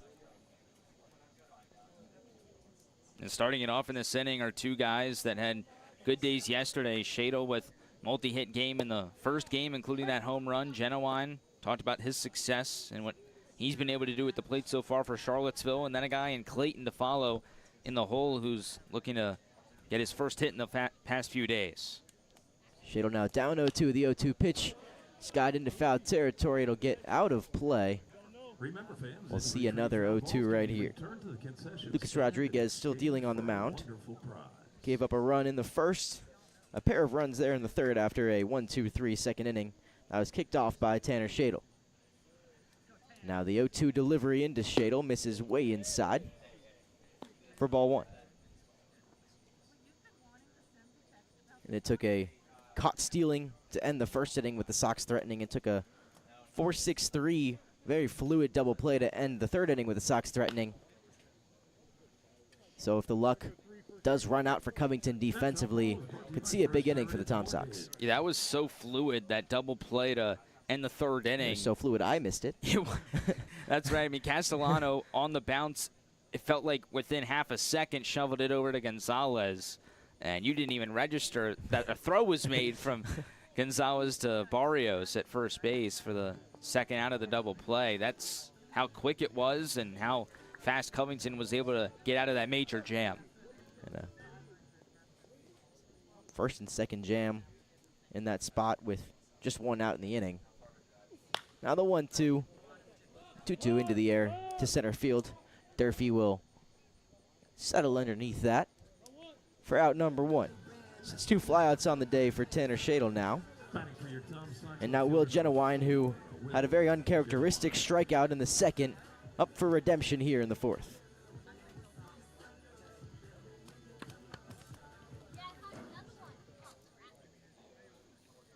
And his first strikeout as a Sock in the second. First pitch to him way upstairs. Genowine does not climb the ladder and instead leaves Rodriguez hanging up there on his own. Genowine's just 17 strikeouts across 37 games played and 37 starts at the collegiate level at the University of the South. And that's one generalization in the game of baseball. If you don't strike out and you put the ball in play, you're going to find your way into a lineup. He was able to do that at Sewanee and now here in Charlottesville, working into an everyday role. Quickly ahead 3-0 after Rodriguez can't locate his fastball. Working from ahead, already 5 walks. We already mentioned how well he fits now into the team mold with his ability to watch pitches and work at bats. Now, ahead 3-0 here, presumably getting the red light. The Sox looking for a base runner here, bottom 4. 5 hits on the day for Charlottesville. The first strike finally thrown there by Rodriguez. In the bottom of the zone, now a 3-1. Will Genowine favored count.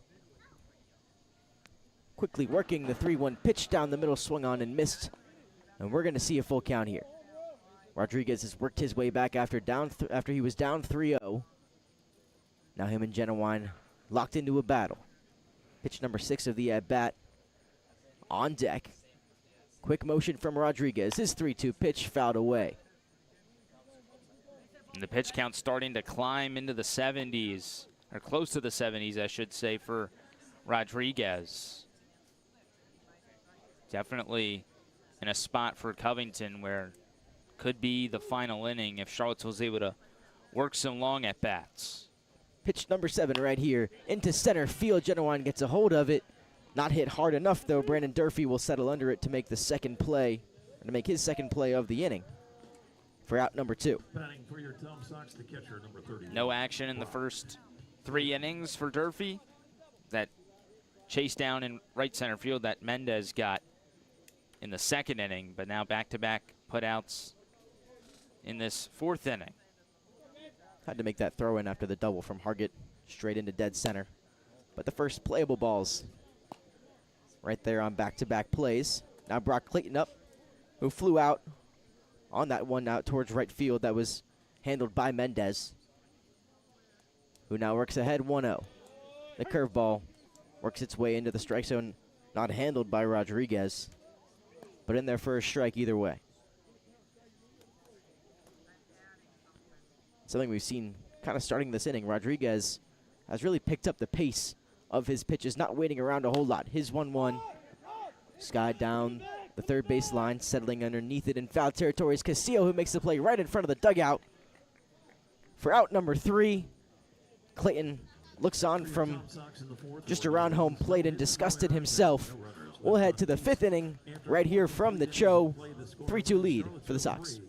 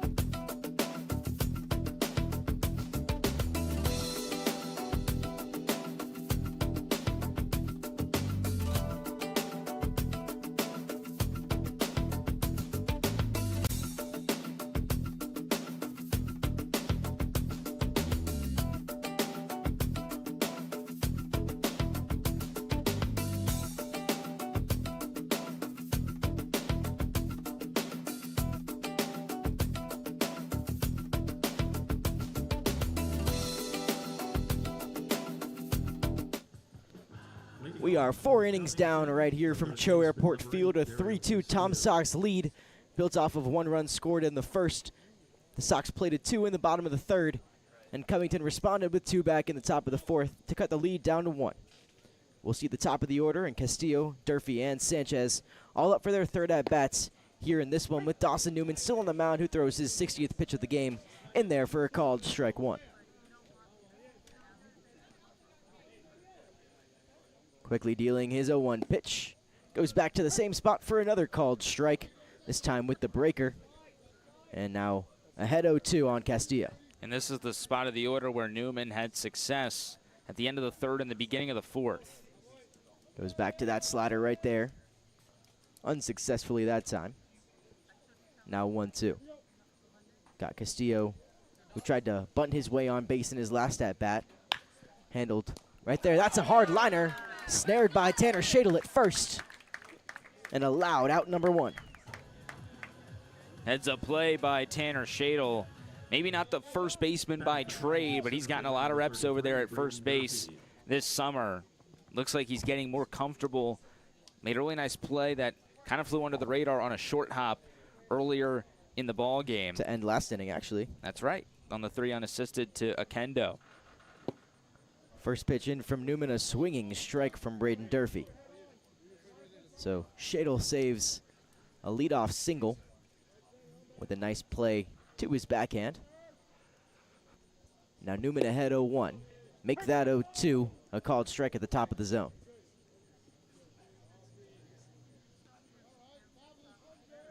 Over 60 pitches for Dawson Newman, approaching, as we've already mentioned, that 69 pitch season high. Up the middle it goes for a 1-out single. The leadoff single unsuccessful for Covington. The 1-out single will go. Braden Durfee gets his first hit of the ball game, and he's aboard with 1 out. 1 for 3 now is Durfee. Came in with that .333 average, so staying with that season average is the Covington center fielder. After finally making a couple plays in the field last inning, he stays hot at the plate. Puts it right back where it came from. And now he's aboard for Victor Sanchez, who's 0 for 2 with a pair of groundouts on the day. Newman will look to do that one once more. Just a ground ball away from getting out of this one with an easy double play. First pitch strike into Sanchez. Newman's closed off stance comes set once more. Pitch downstairs, 1-1.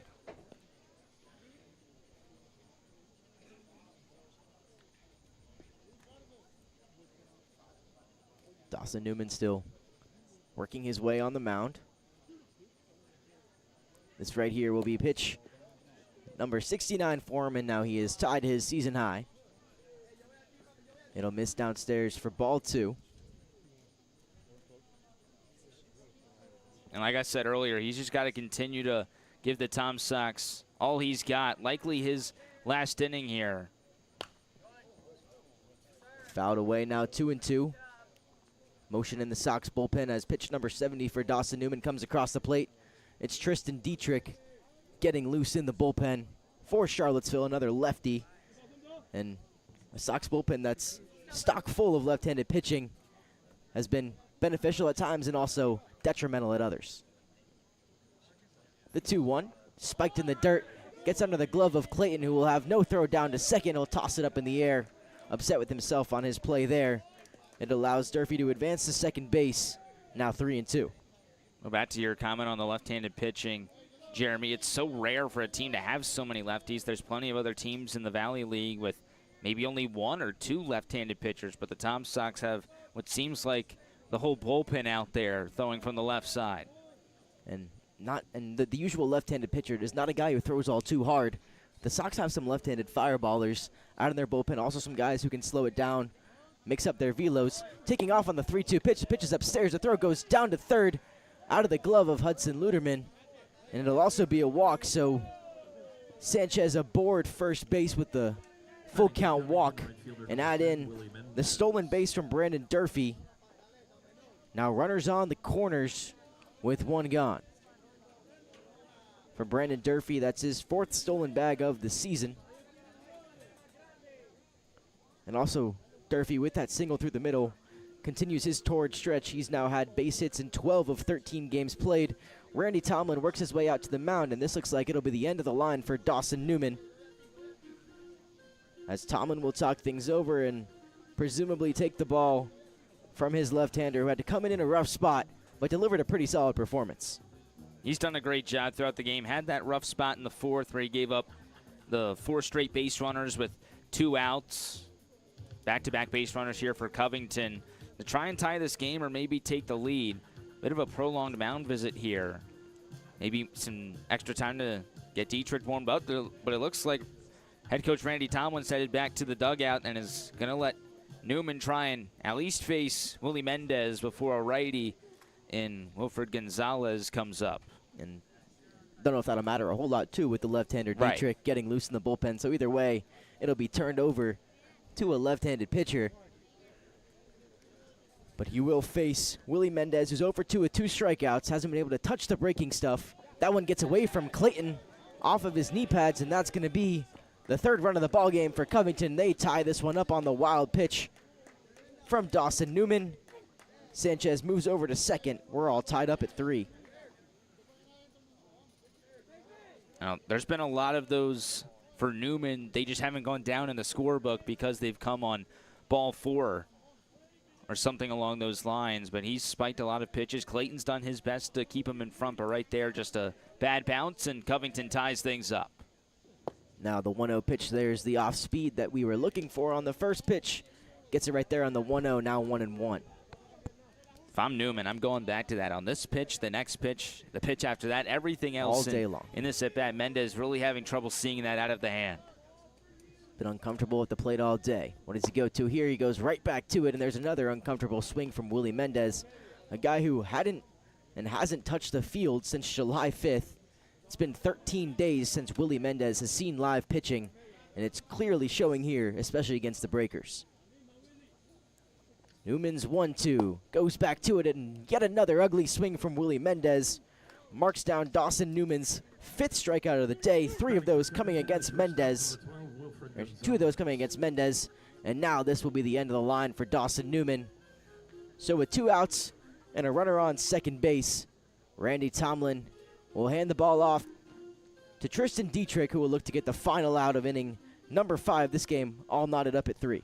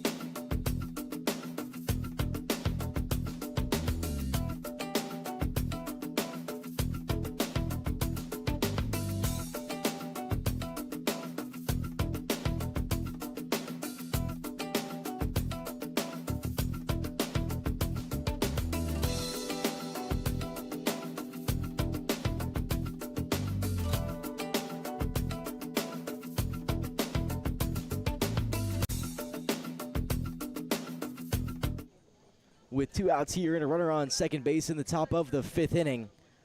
The Sox turn to Tristan Dietrich to clean up this frame and end the bleeding before getting back on offense, where they'll have to now retake the lead starting in the bottom of the 5th inning. An effective 3 innings pitched from Dawson Newman in a spot start, essentially, as he had to come in just an inning and 2/3 in following the injury to JT Gibson and delivered a strong performance. He did his job, the 3 innings, 4 hits allowed, did walk 4, but struck out 5. Really that 4th inning, the main blemish for Newman in this one, then the wild pitch earlier in this inning that has given the Lumberjacks the chance to tie it. Now Dietrich put in a similar position in a jam trying to keep the game tied. Ahead 0-1 to Wilfred Gonzalez on the ground towards the left side. Jackson Soroy is going to handle it, but there's not going to be a play made as he was shifted over to hold the runner on. Hudson Luderman didn't come across on the play, instead left it to Soroy, who puts his hands up asking why, and that's kind of the discourse between the infielders when you don't get a whole lot of reps working with the same guys. Absolutely. Despite us being at game 34 of the summer, the infield of Sowers, Soroy, and Luderman might not be having the same amount of reps as the Gamster, Soroy, Nias trio that has felt like the most common occurrence for the Sox in the last month. So an infield single puts runners on the corners now for the left-hander and Giovanni Castellano. First pitch from Dietrich gets off of the glove or face mask of Clayton, and that's going to bring in another run. A pass ball on Brock Clayton as he just got crossed up there, unable to make the play. And now a 4-3 lead for Covington. They put up 2 runs in back-to-back innings. They could actually hit off of home plate umpire Matthew Pierman behind the plate. And there'll be some conversations, but just seemed like Clayton had no clue where that pitch was going out of the left hand of Tristan Dietrich, and you got to wonder if he's not seeing the ball all too well. Obviously no batter's eye out there in center field, but he's been playing here all season, and I don't think there's a crazy glint or glare or anything out here tonight. Yeah, there isn't. No weird lighting or anything like that. Just one of those days behind the plate for Clayton. But the Tom Sox have to buckle that down. That's 2 free runs that they've given Covington in this inning to put the Lumberjacks out in front. There's been a lot of those close calls as well. Like I said, they might not go down in the book as the wild pitch or the pass ball, but there's been a lot of pitches that have gotten to the backstop tonight for Charlottesville's pitchers. And back to that previous point we were talking about, this is the 2nd time that the Luderman at third base, Soroy at shortstop, and Sowers trio are all together. The only other time it happened was on July 7th at Purcellville. So definitely not a comfortable infield setup for the Sox on the left side, even though these are 2 guys who, as we mentioned, have been here all summer long. Just been more of one playing at second, one playing at third, maybe one playing at short, one playing at first, and just haven't seen this lineup specifically that we're probably going to have to see a lot more of with Preston Gamster now done for presumably the season. And at first base, it was Elijah Williams in that Purcellville game. So this is the first time that the 4 main infielders are all together. And also Evan Tavares was catching in that game. So a whole new infield here if you include Clayton as well for the Tom Sox in game number 34. The middle infield of Soroy and Sowers have played together a good little bit, so they're comfortable together up the middle. Now a 1-0 pitch swung through by A.J. Barrios, who is 0 for 0 today with a pair of walks. Walked in the first at-bat from Dawson Newman. Had another walk in the 4th, came around to score the 2nd run of the game.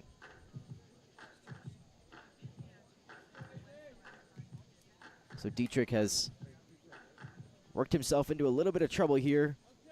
Really no true loud contact, just the infield single, and then a miscue from Clayton behind the plate, who just seems a little bit out of it here tonight. Even at 1-1, pitch into Barrios, misses downstairs. Clayton keeps that one in front of him, now 2-1. And he's had to do a lot of work back there behind the plate. A lot of pitches in the dirt from Newman, and Dietrich obviously a couple of his own, but you kind of are expecting a little bit more consistency from a guy who was recruited and, played at the SEC level at Florida. Absolutely, just something that got to get buckled down on all fronts. The runner goes, the pitch in the dirt once more. Clayton keeps it in front of him, no chance for a throw. So Wilfred Gonzalez picks up a clean stolen bag on that one, and he's now 90 feet away. And we're back to a 3-1 count on Barrios. And 2 outs. Dietrich just trying to get one more out here. Ground ball always going to be his best friend. Just try and locate at the bottom of the zone here, despite that runner still being in scoring position. The pitch swung on and missed, and that's out number 3. So 2 runs come back across for Covington. They take the lead for the first time here in this one. I'm going to turn things over for the final uncast of the year. The masterclass incoming starting in the bottom of the 5th. Charlottesville.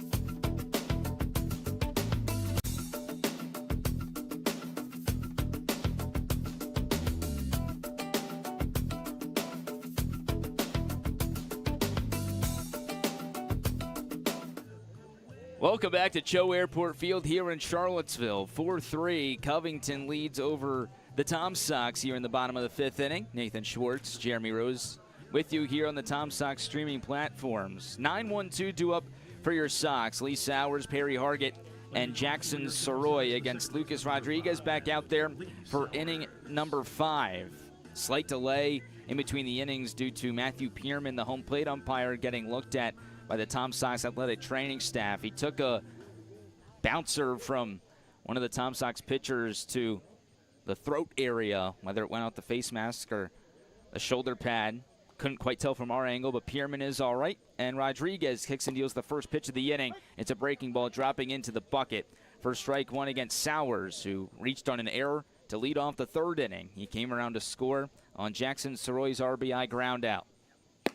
0-1 fastball is upstairs, and the count evens to the Tom Sox 9-hitter in Sowers, who loves to reach base. We talked about it earlier with that .460 on-base percentage coming in.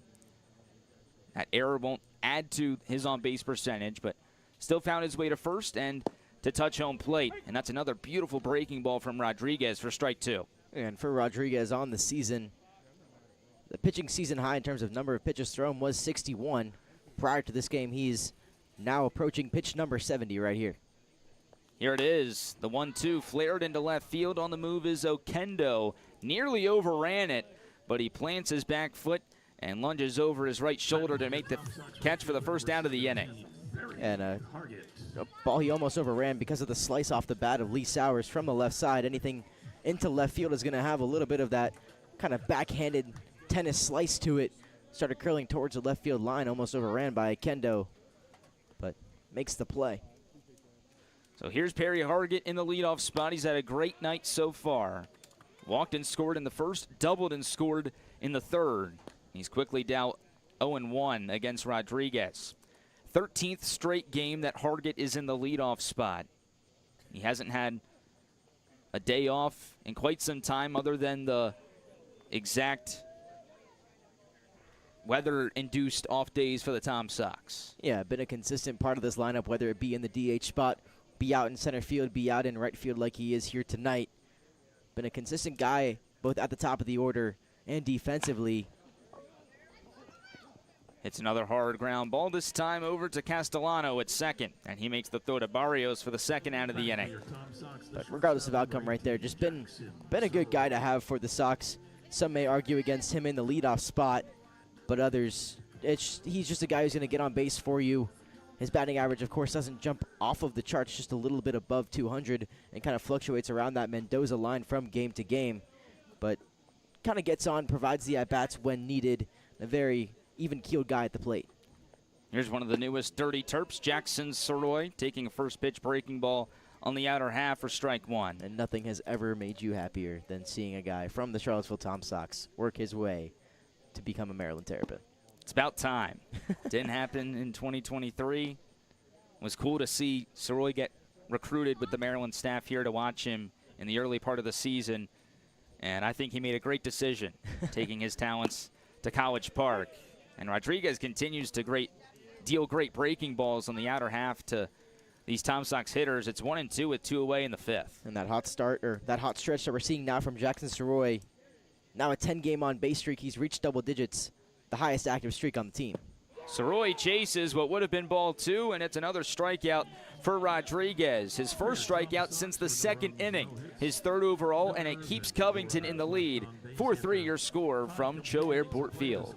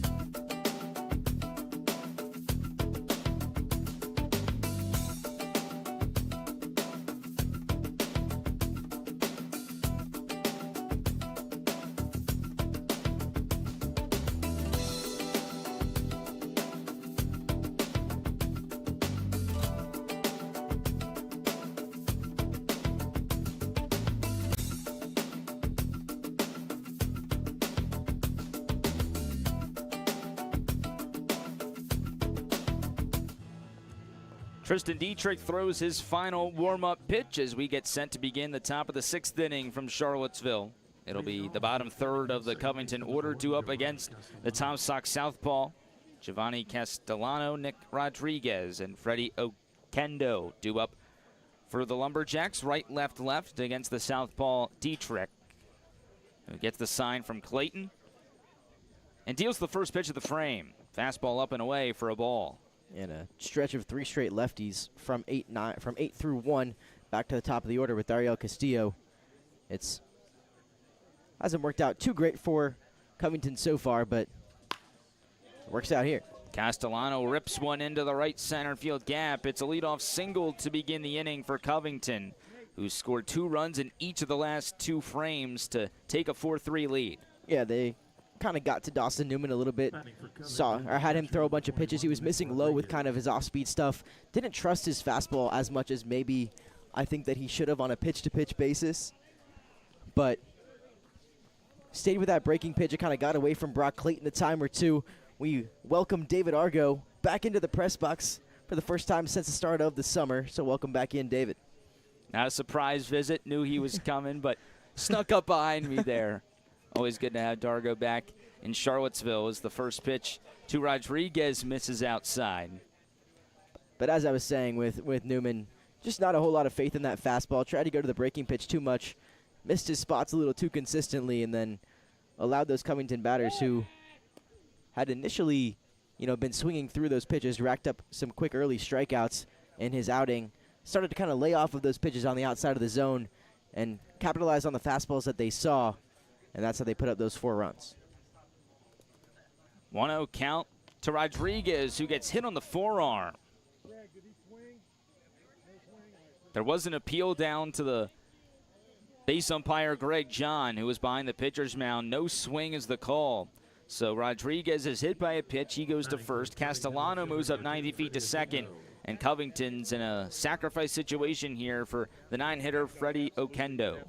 And the first time that we've seen a leadoff batter in the frame, or a leadoff batter get on base for Covington here.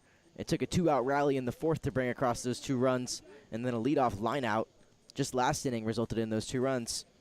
So leadoff batters on for the first time all game for Covington, now in striking distance of increasing their lead.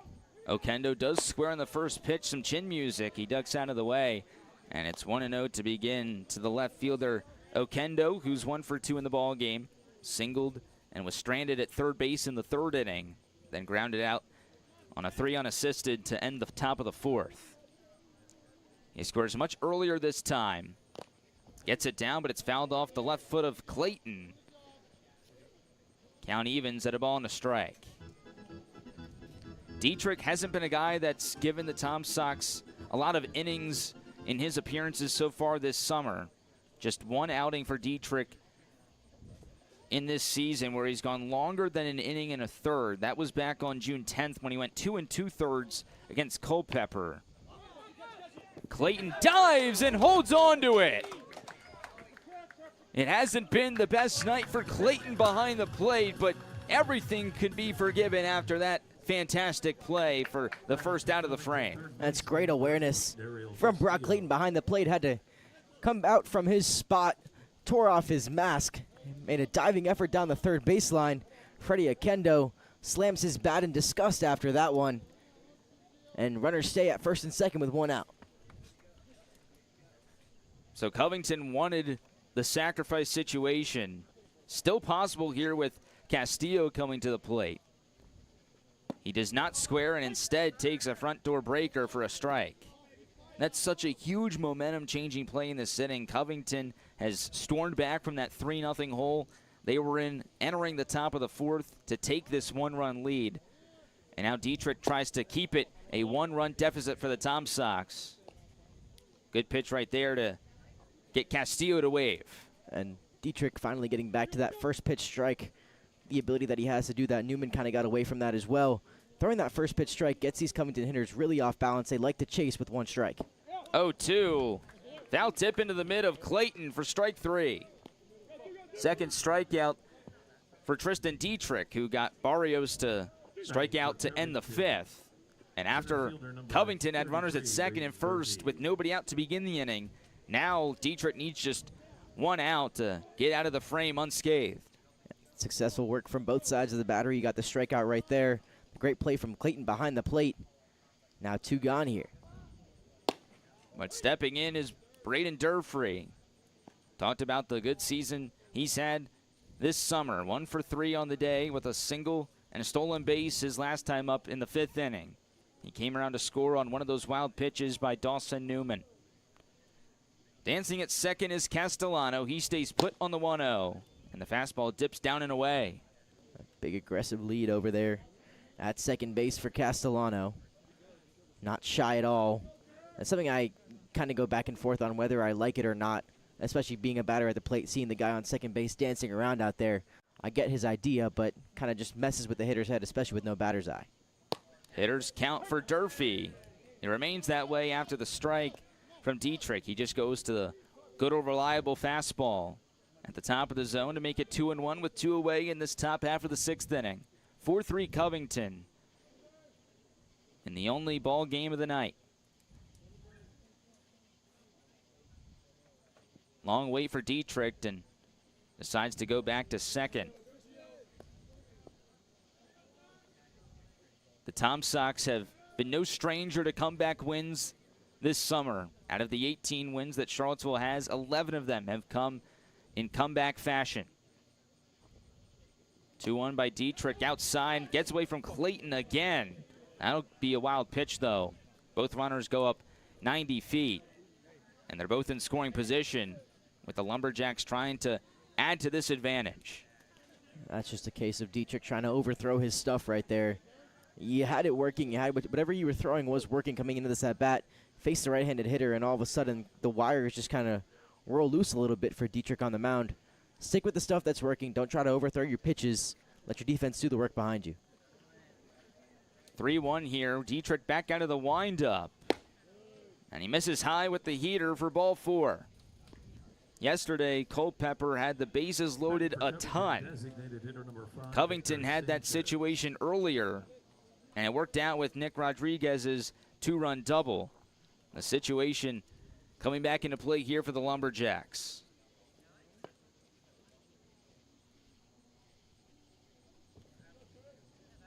So from the 2-hitter Durfee to the 3-hitter and Victor Sanchez, who's due for a base hit. 0 for 2 with a walk so far. He takes the first pitch below his knees. Back-to-back righties in a bad spot. Cruised through the left-handed batters, got back-to-back outs. Did Dietrich, and now back-to-back righties, posing a little bit of a threat for him. 1-0, another fastball that tails outside. The Tom Sox have already worked a lot of free passes in Covington's favor in this one. The 4 walks for Newman. Dietrich with the hit by pitch and the walk in this inning alone. Now he's down 2-0 with a run just 90 feet away. Fills up the strike zone there to get back into the count. It's 2-1. Sanchez, a batting average just under 290. Crept a little bit lower with the 0 for 2 performance here today. 12 RBIs on the season and 45 at-bats. Has the ability to drive runners in. That's why he's here in the 3 spot. Out of the windup is Dietrich with the 2-1. Another fastball. This is to the shortstop, Soroy. He makes the throw to first, and that's a 6-3 putout to end the inning. Tristan Dietrich escapes the bases-loaded dram with 2 away and keeps this game within just 1 run in Charlottesville.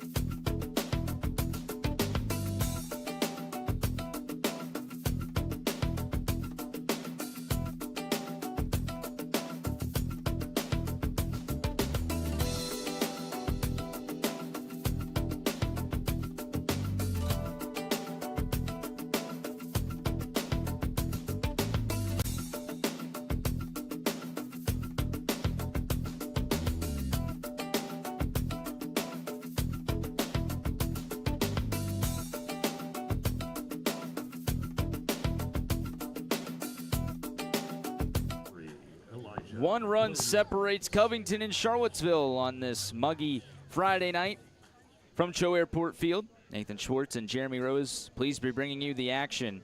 3-4-5-2 up for the Tom Sox. There is a new pitcher in the game for Covington. It's Mike Palenzuela, the sophomore southpaw out of Miami, Florida. There is a conversation happening between the home plate umpire, Matthew Pierman, and the head coach for Covington and Jed Apercio here. There was a conversation previously between Pierman and Randy Tomlin before Pierman made his way over to the third base side of the field. Unclear about what here in a 4-3 game in the bottom half of the 6th inning. And we saw a warning be issued to both sides during a mound visit with Dawson Newman on the bump way back in the, I believe, the 4th inning. And I guess a conversation between coaches, maybe tempers have flared up again following that top of the 5th inning. A 6-3 putout, so maybe a conversation at first base or around the first base area between Victor Sanchez and somebody within the Sox dugout. Who knows, but what we do know, it's a left-on-left matchup to begin the bottom of the 6th between Palenzuela and Elijah Williams, and it starts with the ball above the shoulders of Williams. We'll see how patient Williams is at the plate. 17 walks in 14 2/3 innings for Palenzuela. 1-0 breaker drops into the zone. Count evens at a ball and a strike to Williams, who's 1 for 2 in the ball game. He popped out to Dariel Castillo at third base back in the 1st inning and then picked up an RBI infield single in the 3rd. He waits on the breaking ball and chops it up the middle. A leaping play made by Gonzalez, but it cannot be scooped out by Barrios at first base, and he immediately is clutching right by the first base bag. And it looks like Williams got a piece of the ankle there of A.J. Barrios.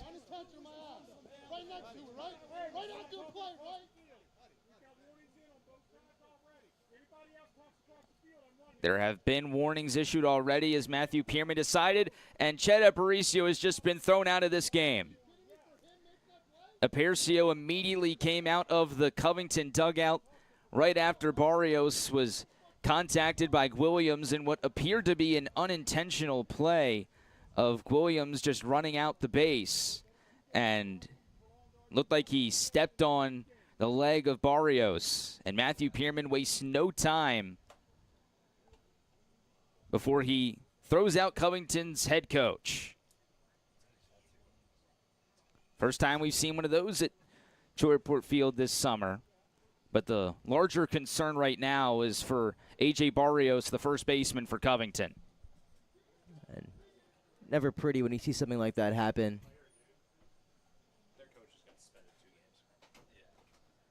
And looks like they're checking on the ankle right there of Barrios as Williams stands off to the side, but never a pretty play to have to witness, and obviously Apercio pretty fired up about that one. Very fired up, wasted no Rightfully time, so. was chirping, at the Tom Sox dugout. Chris Glaze coming to the defense of Williams, of course, as the rest of the teammates were as well. Barrios trying to run it out. It looks like he is all right from what we can see from here in the booth. It's something to watch is this first pitch to Hudson Luderman with, of course, warnings and an ejection already on tap here tonight. Oh, and a purposeful hitting of a player would easily warrant an ejection and a suspension on either side. Apercio was just suspended 2 games for continuing to argue with Pierman, the home plate umpire. We'll check out this interaction between Barrios and Williams at first, who's showing off some clear spike marks, I guess, on the back of his ankle. He seems to be all right. The umpire's talking a couple things over. But right now, it's Sox first base coach and Thomas Abel kind of standing as the barrier in between Barrios and Williams. So tensions at a very high level here at 10:13 local time from Charlottesville. And don't you wish this was game 1 of 2? Oh, We man. could see 7 more innings after this of high-intensity baseball. Well, it's a good thing Charlottesville didn't play in that first game because there was the lightning detection system, so there would have been a delay. Probably only would have gotten the 1 game in anyway. So this 1 9-inning game just gets bumped back to 8 o'clock. Looks like the weather has held up for the time being when that didn't appear like it was going to be the case earlier in the day. And now after all of that drama, Elijah Williams will go to second base as that ball went out of play when it got away from Barrios. And Hudson Luderman comes to the plate for the Tom Sox with a chance to tie the game. Give the official ruling on that. Give him an infield single. I don't even remember what happened at that I'm point. going to roll at with an this infield point. single. We're going to give him the infield single, then the error following to advance him to second base. Luderman squares to bunt. It goes to the third baseman in Castillo, and Barrios, nimble coming off the bag, appears to be all right as the sacrifice is completed. Williams moves just 90 feet away. He represents the tying run. And with 1 down, a good baseball play right there. That small ball that the Sox put together so well, and now it's Kyle Langley who has a pair of hard hit balls, one an infield single, the other one a 4-6-3 double play. So now one of the assistant coaches for Covington comes out to the pitcher's mound. Nobody warming up for the Lumberjacks in the bullpen. Palenzuela, if you remember, just entered this ball game right before all of those dramatics at first base. He comes into the game in relief of Lucas Rodriguez, the starter, who went 5 innings, gave up 5 hits, 2 earned runs, 3 overall, with 1 walk and 3 strikeouts. His second longest outing of the summer, and one that Covington really needed to provide length and save as many bullpen arms as possible. So many teams playing a lot of baseball in the next 6 or 7 days ahead of the Valley League postseason, which is a single elimination format up until the Valley League Championship Series between the top 2 teams in the league, 1 from each division, through that single elimination bracket. Palenzuela, after the mound visit, fires in a first pitch strike to Kyle Langley, the center fielder. 2 sides of the coin for Langley tonight. RBI single in the first, then grounded into a 4-6-3 double play his last time up. Nearly gets hit by a pitch right there from Palenzuela, and it's 1-1. Not throwing hard enough to be with any intent. Definitely just got away from him in a lefty on lefty right there. Also off speed. Also, yeah. And on the 1-1, Langley decides to bring the sword out, and it's 1-2. Great high fastball right there from Palenzuela. And now with 2 strikes, the Covington infield is drawn in line with the grass. Big pitch here for Palenzuela, and Langley shoots it over the third baseman's head. Williams touches the plate, and we're all tied up at 4 in bottom 6. And there's the Kyle Langley that we know and love out here. An RBI single the opposite way. When he can let the pitch get deep into the box and turn his approach to the opposite field, it's super successful for him. The only problem, he loves to roll over. A big 4-3 ground out guy, has a lot of those this season. But when he allows the ball to get deep into the zone and work the opposite field, whether that's on a fastball or on an off-speed pitch, his approach is just so much better. He's more composed at the plate and delivers in big spots like he did right there. 2 RBI singles now in the game for Kyle Langley. He's got 6 multi-hit games on the summer, which ties him for the team lead with Preston Gamster, Patrick Neas, and James Nunnally. And now the Tom Sox can keep the train moving. Runner at first with 1 away for Tanner Shadle. Here is that 1-0 pitch. It's a fastball upstairs. Shade low for 2 today. Just been under the baseball a little bit, had that foul out to lead off the second inning, and then a fly out to center field for the 4th. Here's that 2-0. Shadle taking all the way. It's a fastball up and in.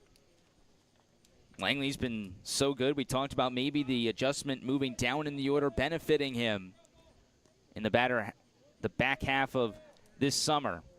It's definitely worked today. And Shadle cuts through the 2-1 fastball. Yeah, bat almost came out of his hands on that one. The throw back from Rodriguez behind the plate got away from Palenzuela. But all is well. No advance as it gets to second base, but obviously Langley not going anywhere. But interesting, no reapplication of pine tar on the bat for Shadle. The count now even with one away. Shadle pops the 2-2 up. It sneaks its way over towards the batting cage behind the Tom Sox dugout, and count remains even. As does the score in this ball game, 4 apiece after Langley's RBI. He's at first with one away in the bottom of the 6th. A reminder, the Tom Sox have come back in 11 of their 18 wins this summer. Palenzuela's 2-2 is up and away. Shadle works the count full as he looks to reach base for the first time tonight. Great leave right there from Tanner Shadle. Breaker that just didn't quite get itself back into the zone. Will go full. There goes Langley on the 3-2. Shadle with a blue base hit into right field. It gets past Barrios. Langley goes from first to third on Shadle's first base hit of the night. And it wasn't ugly, but it gets the job done. Back-to-back opposite field hits between Kyle Langley and Tanner Shadle. Langley's a little bit cleaner and smoother off the bat, but the not broken bat, but Shadle gets jammed right there, pokes it the opposite way, and with the hit and run on in the 3-2 count, they'll put him there, and they're going to intentionally walk Will Genuine here. The second to load time up the bases. The second time he's been intentionally walked. And with a force now at any base, one of the assistant coaches for Covington opts to go to the bullpen. Palenzuela exits after just 1/3 of an inning. The Tom Sox have tied the game and look to take the lead when we return to Charlottesville.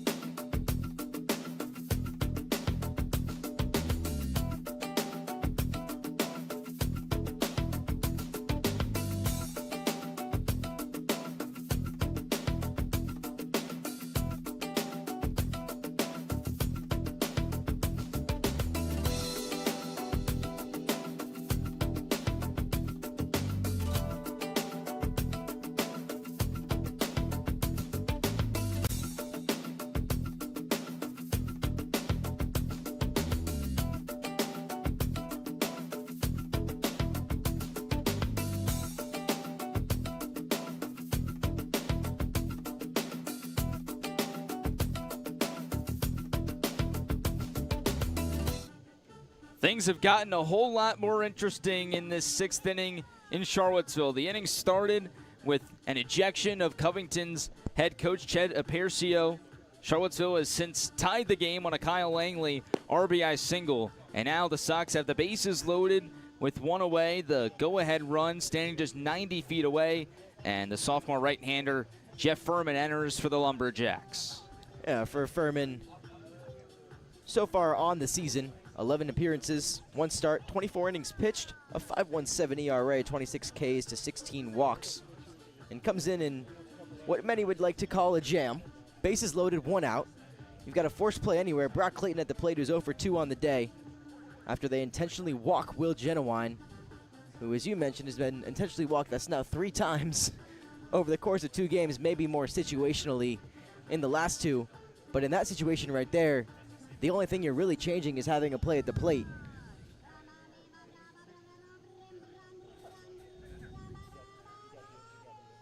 So now we'll get this appearance from Furman in a sticky situation with Langley off of third, Shadle off of second after Langley's RBI single. And then he moves to third on that Tanner Shadle. Opposite field, kind of jam shot into right field. And then Genuine put on intentionally for Brock Clayton. And this also isn't situationally sound for Covington, with Clayton and Sowers, two lefties, coming up to bat against now the righty and Jeff Furman. Although he is one of Covington's most reliable relievers, has been here for the whole summer. And now he looks to escape the bases loaded jam and keep the game tied in the bottom of the 6th. First pitch to Clayton. A fastball missing below Clayton's knees. Clayton looking to break out of a slump, 0 for 2 today. He did not get a hit yesterday when he pinch hit for Elijah Williams in game 1 of the doubleheader. The bases juiced for the Sox in bottom 6 in a tied game. Clayton with a line drive into center field. Durfee makes a couple steps to his left to make the catch for the second out of the inning. Here comes Langley, and the Tom Sox are back on top. A sacrifice fly for Brock Clayton, his first RBI of the night, and it's 5-4 Charlottesville. Batting for your Tom Sox, second baseman number 5, Lee Sowers. So from one lefty in the box to another, Clayton gets the sac fly. Lee Sowers is in the batter's box, the hero from last night.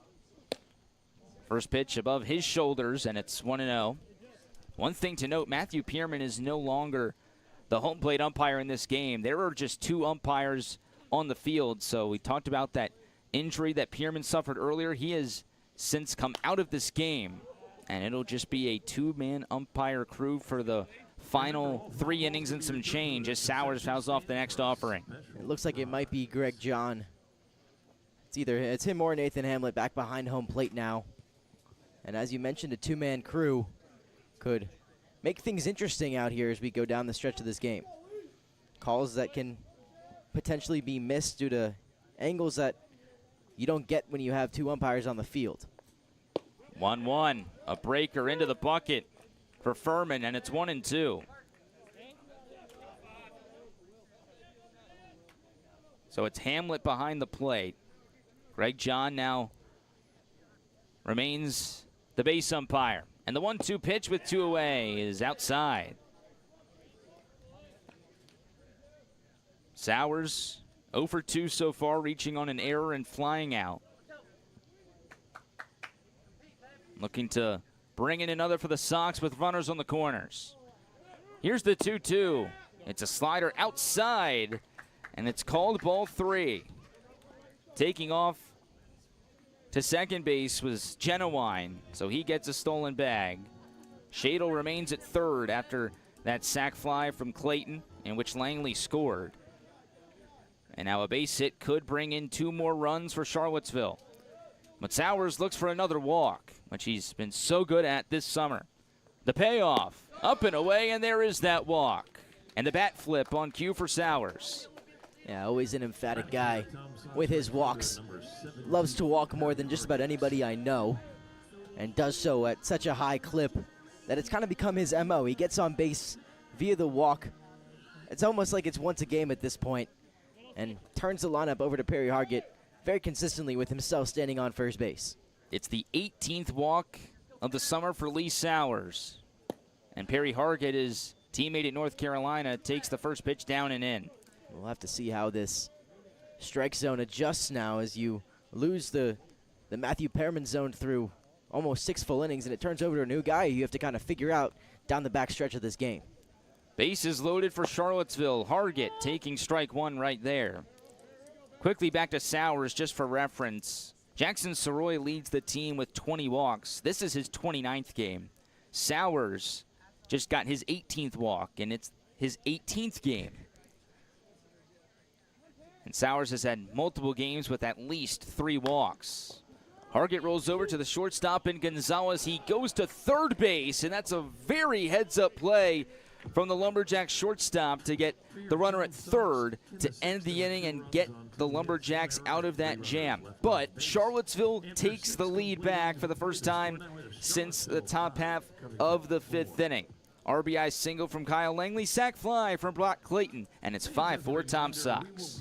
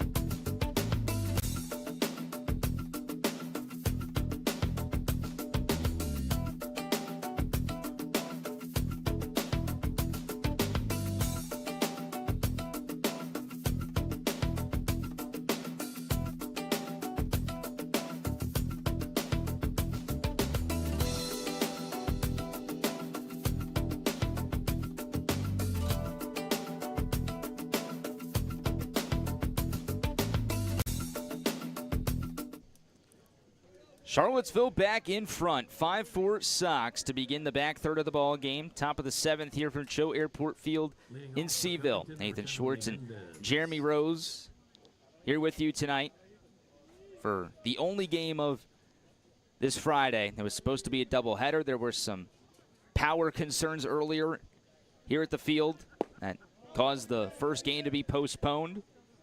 So we're only playing the one tonight. And it's been a fun one so far. A lot of back-and-forth action. Charlottesville had an early 3-0 lead. Covington stormed back and took a 4-3 lead. But Charlottesville in the bottom of the 6th, after Covington's head coach, Ched Apercio, got ejected for being very adamant about a call at first base with Elijah Williams and A.J. Barrios colliding. There was a stepping on a calf from Williams and Barrios. Apercio stepping up for his guy, which I'm sure Barrios and the rest of the Covington team appreciated. It did result in the ejection from the home plate umpire at the time, Matthew Pierman, who has since left the game due to what we believe to be an injury he suffered in the 4th inning. But it is 5-4 Charlottesville. Both of these teams looking for some much-needed wins to move up in the standings before the VBL playoffs start next week. And there's another breaking ball to Willie Mendez. He has the golden sombrero, and it's just the top of the 7th. And a tip of the cap from Dietrich to Willie Mendez there. He's got 4 on the day as the throw from Brock Clayton on the throw around to Hudson Luderman goes sailing into left field. Mendez struck out against Gibson in the 2nd, Newman in the 4th and the 5th, and now against Dietrich to begin the 7th.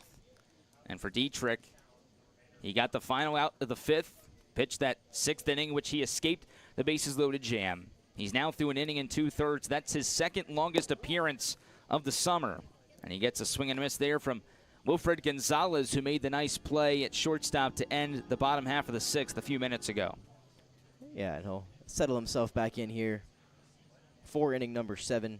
Now through 2 innings pitched. Made it through 2 2/3 way back on June 10th. And besides that is really kind of settled in that 1 inning range. So we'll see if the leash is longer for him here tonight, just trying to get him to eat innings with this grueling stretch before the postseason. 2-1, that's fouled off the front foot of Gonzalez. Clayton touches it foul. On deck is Barrios. So he was able to keep himself in the ball game after getting stepped on, and he's a warrior out there. He's going to stay in this game and take his cuts. But Gonzalez first, and a 2-2 count with 1 away. Tom Sox up by 1. The pitch by Dietrich. Softly lined to the second baseman in Sowers. He's about 20 feet into the outfield grass, and he can't scoop it up. It's a 1-out single for Gonzalez. He's now 3 for 4 on the night with 3 singles. And all 3 singles infield singles for Wilfred Gonzalez. Hard contact on a liner in the 4th inning to Sowers that Sowers had to kind of lay out for that he couldn't really handle. An infield single just kind of dinked between the 5-6 hole and the 5th. And then another soft contact single right there. It's not pretty in the field, but it shows up real pretty on the stat sheet, a 3-for-4 day. So here's a left-on-left matchup between Dietrich and Barrios. Barrios nearly going down to a knee right there and cutting through the first pitch breaking ball. It's 0-1 between Dietrich and Barrios. 1-run game, the tying run at first base here for Covington. Barrios represents the go-ahead run. There's a pitch in the dirt. Clayton somehow scooped it out. It's a stolen base for Gonzalez, and now his throw gets into center field. Gonzalez goes first to third, and now that tying run is just 90 feet away. And Clayton had to pick that one out of the dirt, kind of did a little spin move. I don't even think he realized the ball was in his glove, and fired one down that Soroy had to pick on the backhand. Don't know if he had a shot at it anyways, but it gets into the outfield. Sowers not there to back it up. And just another case right there for the Sox of catchers being aggressive on their throwdowns, and the spots just really haven't been there this season. Maybe a couple back picks mixed in here and there, but nothing consistent on the defensive side. Another good breaking pitch right there from Dietrich to make it 1-2. Yesterday, Jeremy, that was a major problem for the Tom Sox. Those throws down to second base, probably 3 or 4 of them made it into center field. But now the 1-2 by Dietrich. It's in the dirt. Clayton keeps it in front. And while also being bad for the Sox and detrimental, it also paid off late into extra innings with the Evan Taveras back pick that shot out the ghost runner at second base to preserve an inning for the Sox and what turned into a 1-run walk-off win. But then it plagues you in a spot like this. The 2-2 rolled over to the second baseman in Sowers. This will do a job for Covington. Sowers makes the throw, but Gonzalez scores, and just like that, it's back to a tied game at 5. Sox just unable to hold on to the lead here. He got out to a 3-0 lead, lost that down 4-3, regained it in the bottom of the 6th inning, and with an infield single and an error, you're all of a sudden knotted right back up again at 5. So an unearned run at the moment right there for Dietrich, as his first pitch to Castellano misses just off the outside corner. 2 away now in the 7th. 5 apiece. Both teams vying for a win on a Friday night in the Valley League. Charlottesville sits at second place in the South Division at 18-15. 5.5 games behind the Harrisonburg Turks for first place. Covington sits in the 5th place position at 13-20. They are 10.5 games out of first place, but only 2 games away from the Culpeper Cavaliers for 4th place. I'll show you those standings in a few moments when we get the chance, as the 1-1 finds the bottom of the zone. Here are those standings real quick. Entering today, Charlottesville and Stanton both vying for that 2nd place spot in the South Division. Another pitch missing outside from Tristan Dietrich. There they are again. Much more parity in the North and the South, respectively. And the Sox are half a game down as well, now 18-15 on this season. So the same games back. The games back is correct. The Sox record off by a game, still vying for that 2nd spot in the South. Even count. Actually, that was the full count pitch to Castellano. And it's ball 4 down and away. The second walk issued from Dietrich, who might be running out of steam here, but nobody throwing for the Tom Sox just yet.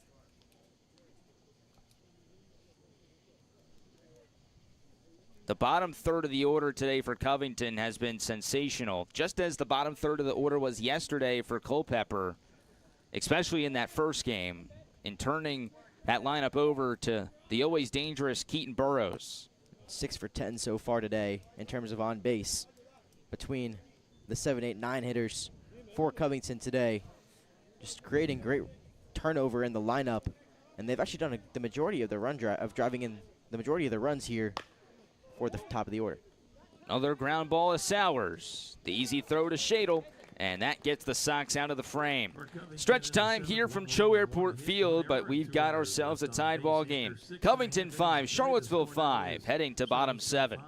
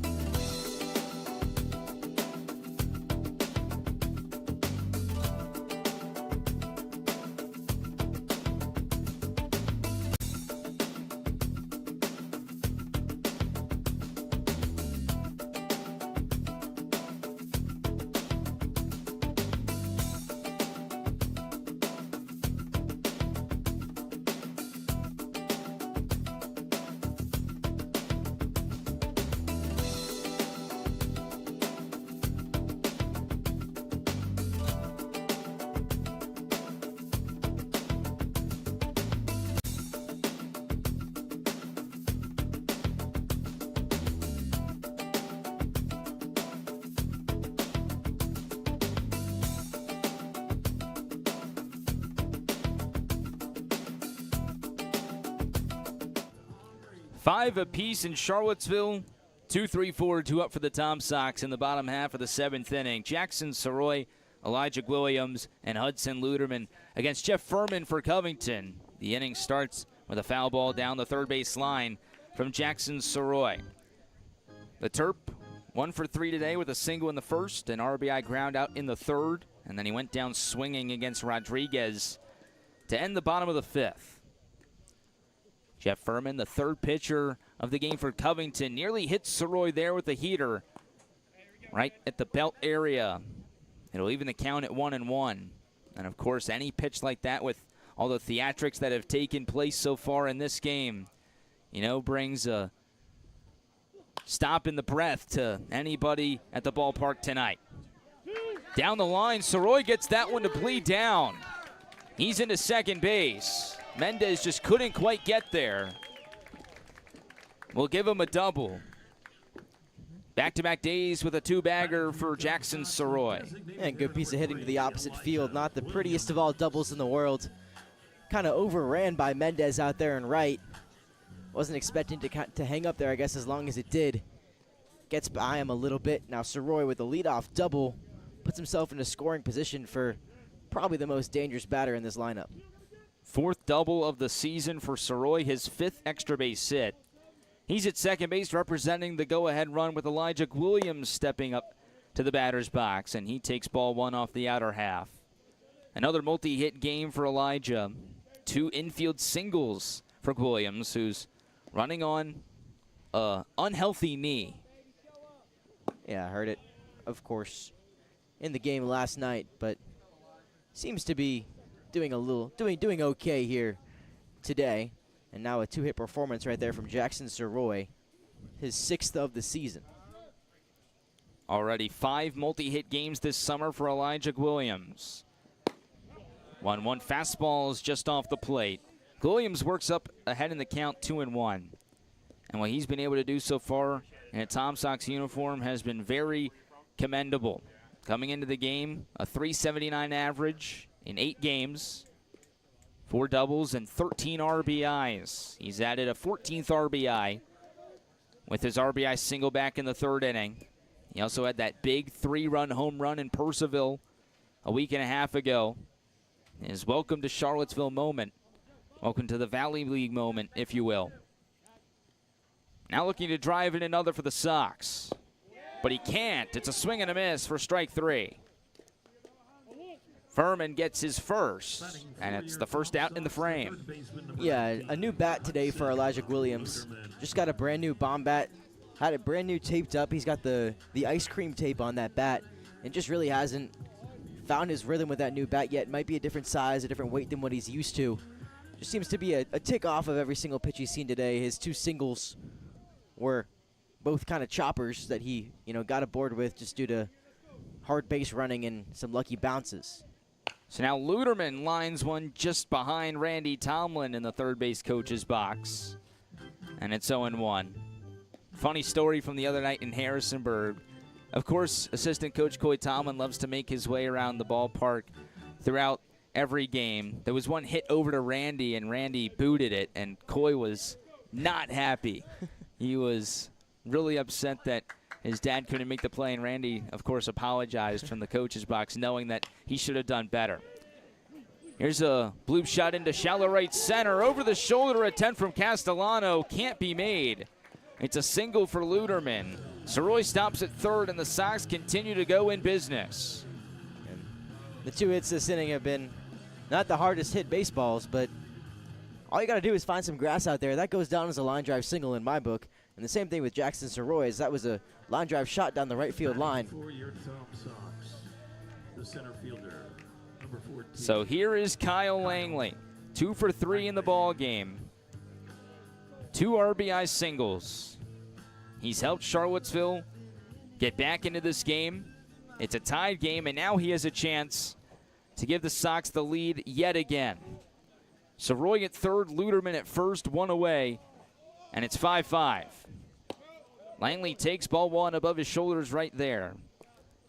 Furman's been in these situations all season. His 12th appearance of the summer, out of the bullpen for the 11th time for Covington.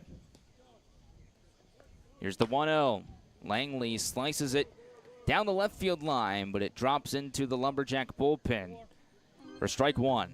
And that's something that Perry Hargett from the dugout is not going to be too pleased about. He's not a big fan of anything when runners run out foul balls.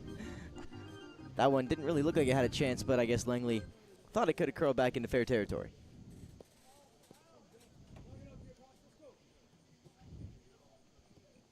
Mentioned earlier Langley's success with runners in scoring position. He has 11 hits and 22 at-bats in that scenario this summer.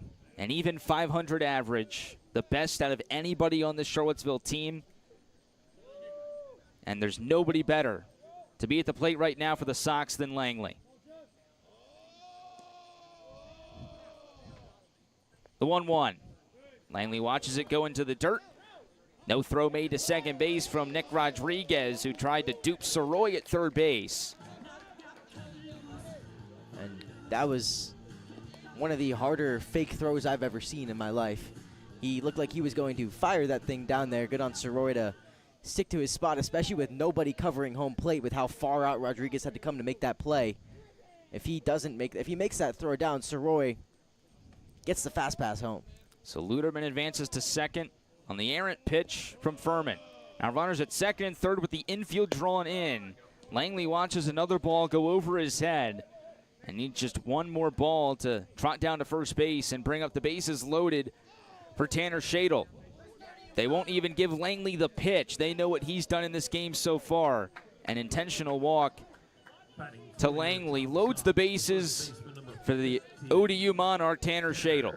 And realistically, it's a good baseball play to make right there. Put him on base, load up the bases, get the force out everywhere. Corners are going to be coming home. Middle infield looking to roll to him with a guy with the speed of Kyle Langley, who was on base. You know, having him at the plate is just too much speed that you want, or more speed than you would like for a guy at the plate. Shadle foul tips the first one into the middle of Rodriguez, the backstop for strike 1. Shadle's 1 for 3 today. A bloop single in the 6th inning for the Tom Sox first baseman. 0-1 breakers popped up. Center field, Durfee ranging in. He makes the catch. He comes up firing home. The throw up the line. Soroy evades the tag, and it's another RBI sac fly for Charlottesville. This time off the bat of Shadle to make it 6-5 Sox. And just guys doing their jobs and the spots they're getting. Something the Sox just did not do a great job of last night. Obviously pulled out the win. It took 10 innings in game number 2. Didn't get the win in game number 1 with 12 runners left on base. They're just doing a better job here in this one, playing the small ball, playing their brand of baseball. And it's translated to a 6-5 hard-fought lead here. Nothing flashy today, RBI hit-wise for Charlottesville. Touch on that in a moment as Genuine digs in with runners at 2nd and 1st. He takes ball 1. Langley had the RBI single in the 1st. Soroy RBI ground out. Williams RBI infield single. 2 sac flies, one from Clayton, one from Shadle just now. And the RBI single from Langley in that 6th inning where he went the other way. 1-0 to Genuine is upstairs. So no RBI extra base hits. A bunch of RBIs on infield hits. And 2 instances where Covington traded an out for allowing the run to score. But all of that has given Charlottesville a 6-5 lead in this bottom half of the 7th inning.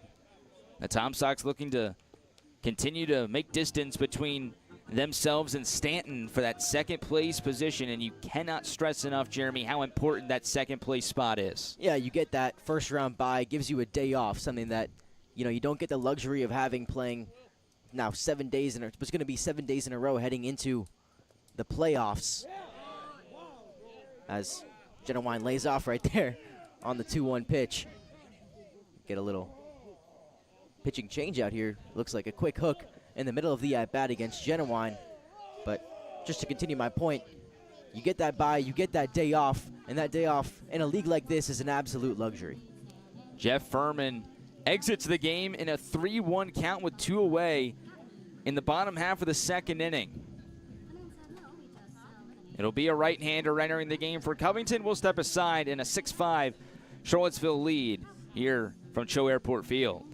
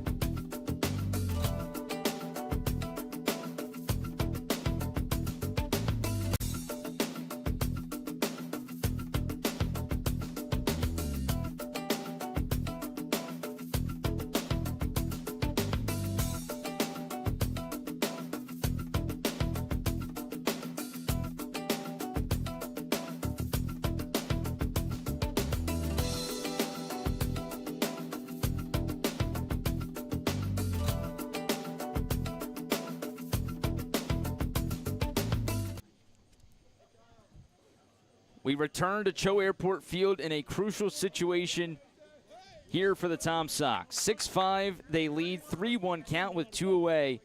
In the bottom of the 7th, Will Genuine faces the new pitcher for Covington, who fires in a first pitch fastball for a strike. It's Jorge Alexander Garcia III. the Miami, Florida native out of Ferrum College in his second summer with Covington. He was last year's Valley League Pitcher of the Year. The payoff with 2 away. Genuine cuts through it. Garcia's fired up as he stares down the Charlottesville dugout and hypes his teammates up, jogging into the Covington dugout. The home plate umpire and all of Covington is telling Garcia and the rest of the team to be quiet and to calm down. I don't blame Garcia for being hyped up there, but Charlottesville did just take the lead back. 6-5 Sox heading to the 8th.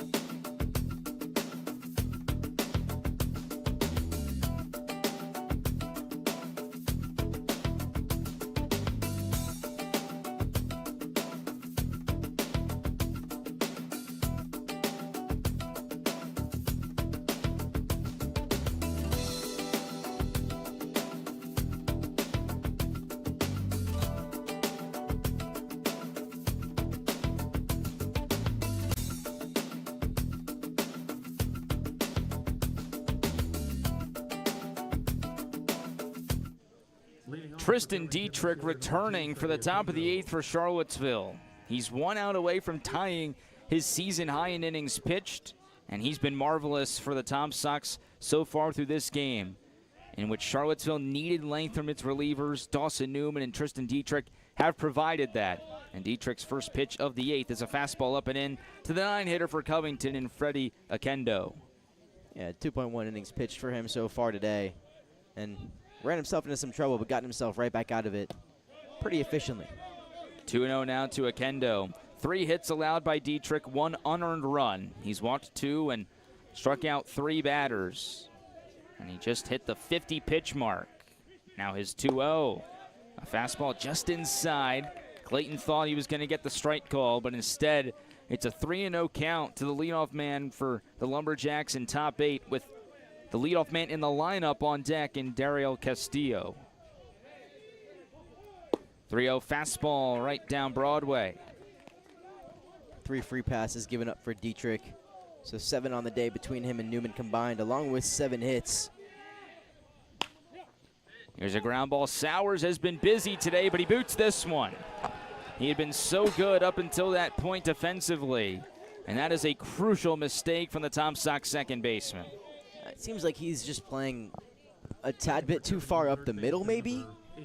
On most of these hitters, he's having to make a lot of plays to his glove side where he's ranging out into the outfield, and those are fun plays to make as a second baseman, but they're difficult plays to make out there. A lot of range that you're not used to, necessarily having to get to, and he just seems to be shaded a touch too far up the middle on some of these right-handed batters. It doesn't allow him to get there in time. On a play like that, you're thinking a lot more about the throw than you are about collecting that ground ball, and results in him booting that one. Dietrich will come out of the game. The Tom Sox opting to go to the bullpen. It'll be a right-hander coming in for the Tom Sox. A 1-run game in Charlottesville with the tying run on base for the Lumberjacks.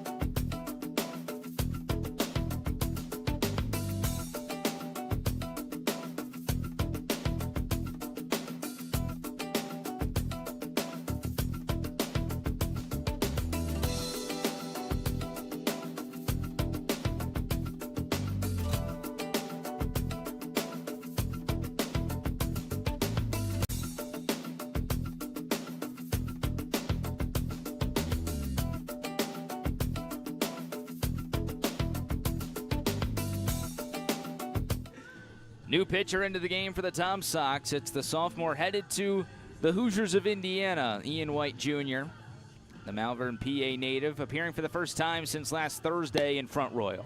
Yeah, we get to see Ian White, now officially committed, as you said, to the University of Indiana, a guy who both of us are going to get to kind of talk about more, see a little bit more through a bunch of Big Ten action, and kind of excited to see what he does on the mound for the Hoosiers. Through 5 appearances so far this season, 9.2 innings pitched, an ERA under 1. He's given up 1 run all season, and it was in his first start where he actually picked up a win at the same time, and he's been pretty dominant on the mound. The way his off-speed pitches move, especially against right-handed hitters, is something to keep an eye out for when Durfee and Sanchez come up in the next 2 spots. He faces the leadoff man, Dariel Castillo, to begin his outing. Swing and a miss. The throw to second. On the money for out number 1. What a strike from Clayton to gun down Akendo. And we talk about the levels. Here come the sprinklers in left field to celebrate Brock Clayton's achievement.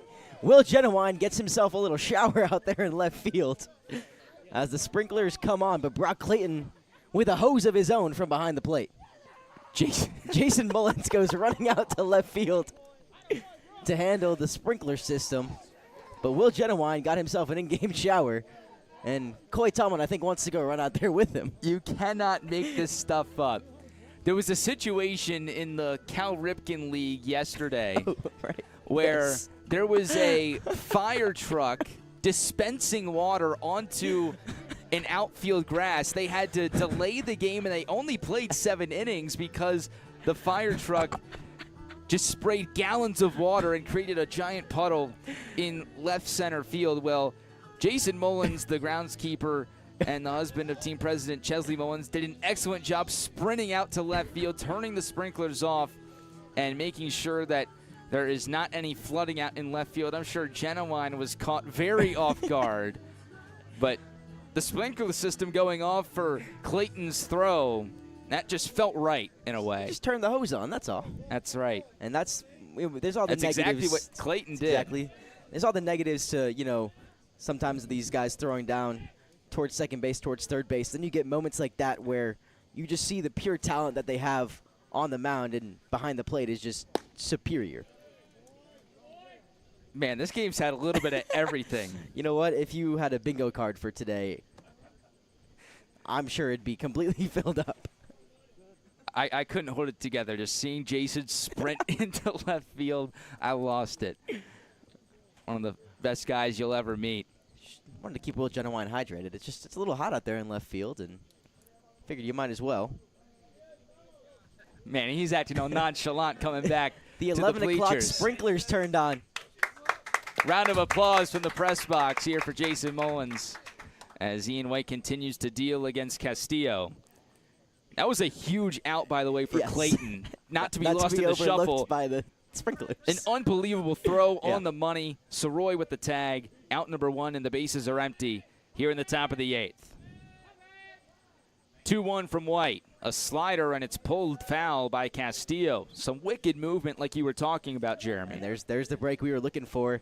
Doesn't usually go to that slider against the left-handed batters, but when he does, it breaks into your hands like that, and you have no choice but to either foul it off or it's going to literally hit you square in the chest if you don't get a bat on it. The count evens between White and Castillo, the leadoff man for Covington, who's 0 for 4. White's pitch. Fouled straight back. Almost hits our mic, yeah. Our poor microphone. I think it's no longer threaded through the fence down there. I think it just got pushed back by that. But we do have a crowd mic, in case you didn't hear it. It's great for moments like earlier in the game. Disputes between coaches and players and umpires. Had to turn that one down real quick. Count remains 2-2 with 1 away. 1-run lead for Charlottesville. White resets at the belt and throws ball 3 off the plate. Got to get that changeup working against these lefties. Doesn't go to it all too much. Definitely more of that fastball and slider guy. But against lefties, if he wants success, especially at the Big Ten level, he's going to have to get that changeup working away towards left-handed hitters. Did not appear at ECU this spring. I apologize, he did, but headed to Indiana this upcoming fall. And on that full count with one away, Castillo gets drilled with the fastball. And I don't think I've ever seen a less intentional hit by pitch than a 3-2 fastball. He's going to throw his gear in disgust, but there's no intent there. You're not trying to hit a guy with a fastball on a 3-2 count with the bases empty. There's no need for that behavior to hit him in the ankle, and very clearly unintentional from Ian White. On a full count pitch as well. And that does put, once again, the game-tying run at first base and brings the go-ahead run to the plate, this time in Braden Durfee. Hanging pitch to him on the 0-0 delivery, and it's fouled straight back.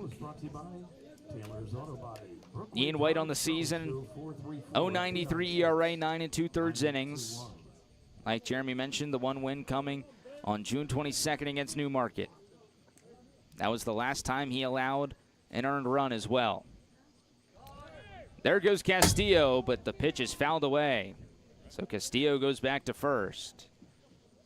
Durfee looking to fight with 2 strikes now and 1 away.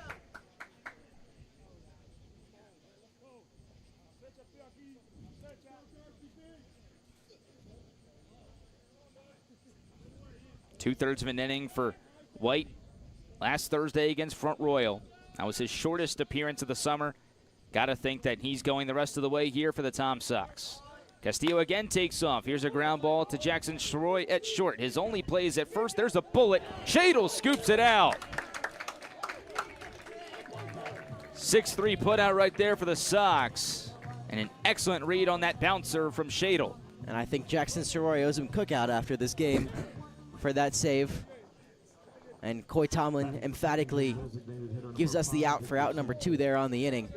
But a beautiful pick from Tanner Shadle at first to save that throw from Soroy, who had to range kind of back towards his normal shortstop spot after going to cover on the stolen base attempt. Fired that one over. Shadle with a beautiful pick. So the tying run, Castillo in scoring position for Victor Sanchez. Delayed steal. What a jump. Not even the opposite of delayed, about as early as it gets. But delayed in the sense I'm surprised he didn't take off sooner. Yeah, had White all timed up. Nobody really holding him on between Sowers and Soroy, and that's kind of a mistake you can't make at this stage of the game. But still got to drive him in. Castillo with the fly ball to center field. Langley to his left. He's got it. And the Tom Sox escape the threat. Covington strands the game-tying run at third base, and it remains a 6-5 ball game headed to bottom 8 at CHO Airport Field.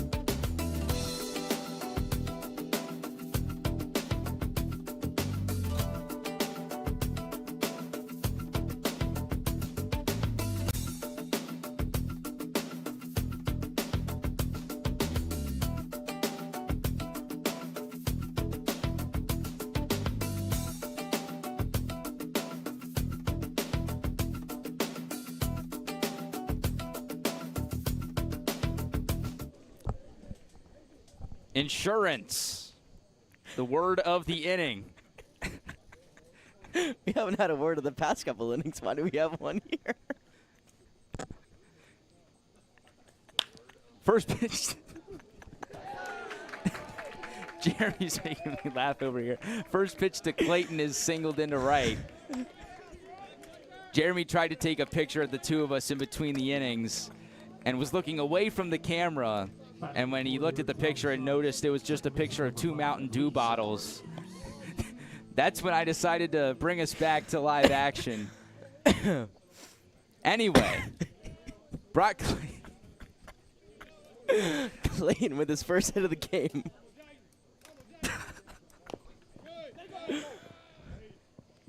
Sowers tries to lay down a bunt right there. I can't. Whew. Got to reset. All right. Clayton at first. Insurance is crucial here for the Tom Sox in a 1-run game. Some may call it the word of the inning. It is the word of the inning. Insurance, insurance, insurance. Lee Sowers looking to try and get that. Nearly a slash hit right there as he fouls it into the Lumberjacks bullpen. But back to Clayton. Just rolled over to the second baseman, got past the diving attempt of Castellano. And now Clayton is 1 for 3 with the RBI. Sowers with a walk his last time up. Swinging here on the 0-2, and it's foul tipped into the mitt of Rodriguez for strike 3. Huge first out for Garcia the third, who's back out for his first full inning.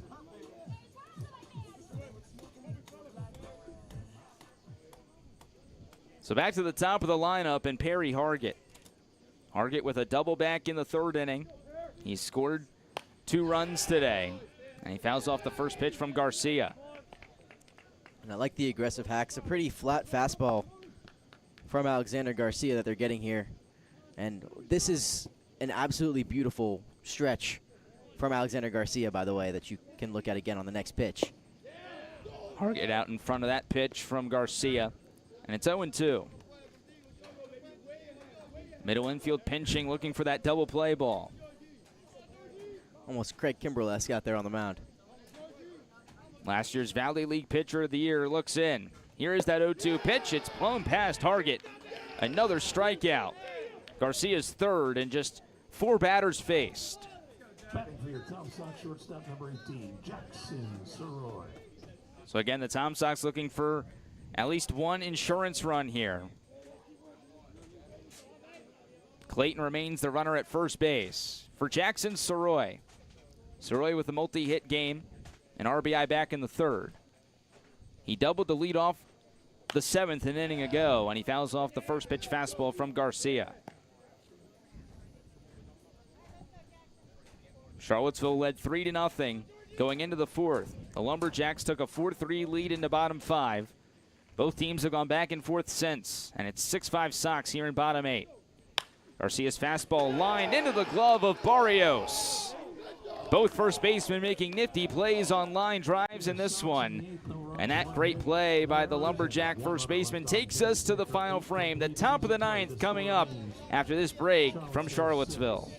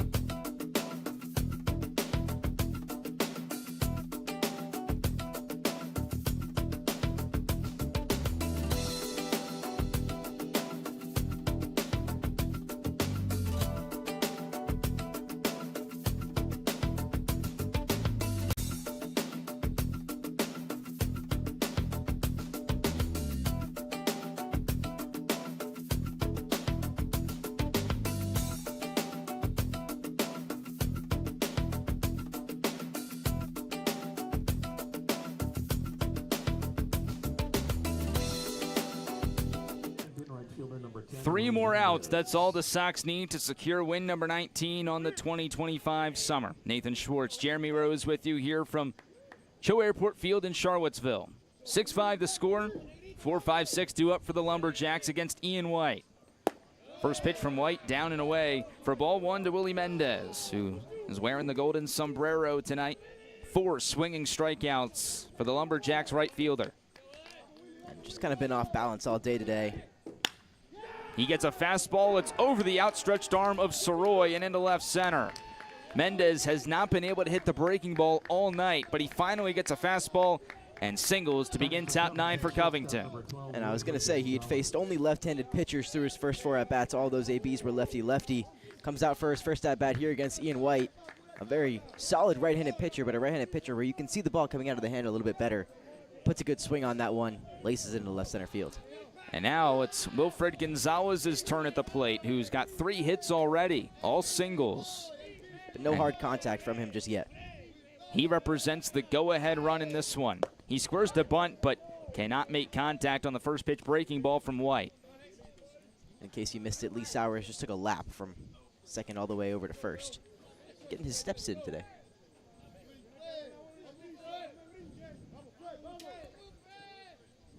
The runner at first base, Willie Mendez. Squaring early is Gonzalez. Did he keep that bat head out in front of the plate? He did not. He pulled back just in time, according to the base umpire, Greg John. A reminder that we only have the 2 umpires remaining in this one. Matthew Pierman had to exit the game in the middle innings due to an injury. Nathan Hamlet now the home plate umpire. 1-1 the count. Gonzalez squares again and pulls back again. It's 2-1.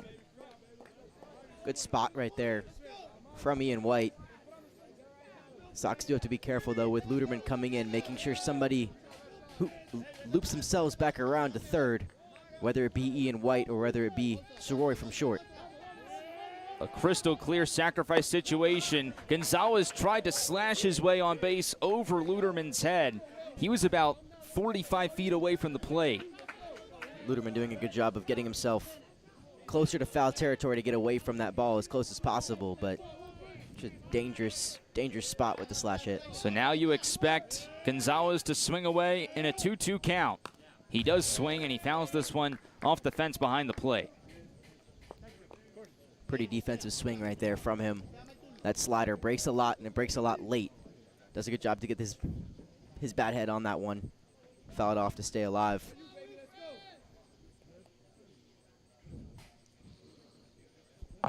Mendez remains at first. Gonzalez, 3 for 4 already, looking to continue the inning. 2-2, right down the middle, a cold strike 3. The first strikeout of the night for Ian White, looking for the save. And a beautiful off-speed pitch right there on the 2-2. If they're chasing it and fouling it off in the outer half, you might as well just throw it right down the middle, freeze the batter. Beautiful execution right there from Ian White. Good pitch call from Chris Glaze in the dugout. Now a right on left matchup. A.J. Barrios, the first baseman. First pitch outside. Barrios, a big factor in this game in the middle innings when there was that ejection of Covington's head coach Ched Apiercio, when Barrios was stepped on by Elijah Williams when he was running to first base. 1-0, up and away, and Barrios works ahead, 2 balls and no strikes. It's been a solid day for Barrios at the plate. 2 walks, a stolen base, and last time up he had an RBI ground out, which at the time tied the game at 5. Since then, the Sox took a 6-5 lead on the sacrifice fly from Tanner Shadle. White's 2-0s in the other batter's box. 3-0 to the 6th man in Covington's lineup, with Giovanni Castellano awaiting on deck for Covington. I don't really mind going back breaking ball right here. Go breaking ball back-to-back pitches. If he puts a good swing on a backdoor breaker, he puts a good swing on a backdoor breaker. White has to find the zone. He does not. The fastball misses off the outside corner, and the tying run moves into scoring position for the Lumberjacks. Mendez to second, Barrios to first. Biggest at bat of the game right here. Runners on first and second. The last right-handed batter that Ian White is going to face before a string of 3 straight lefties. He's obviously pretty uncomfortable against lefties. Mendez reached on the single from the left side. He got Gonzalez out, the right-handed hitter, via the strikeout. Barrios, the left-hander, reached via the walk. So he's got to attack these right-handed hitters, and this right-handed hitter right here. First pitch to Castellano, a pretty one on the outer half for a strike. And he is yet to retire a left-handed batter here today. Oquendo Oquendo came in. He came in after Oquendo. He walked Castillo to lead off his appearance, the left-handed batter. Got Durfee to strike out, or got Durfee to ground out. Got Sanchez to fly out, both right-handed batters. Mendez and Barrios have reached. White went back to the slider. It's outside. The count evens at 1 apiece. And for Castellano, who debuted just 2 days ago on the 16th, he's got his biggest moment of his summer right here. Tying run at second, go-ahead run at first. 1-run deficit for the Lumberjacks in the top of the 9th. 1-1 count with 1 away.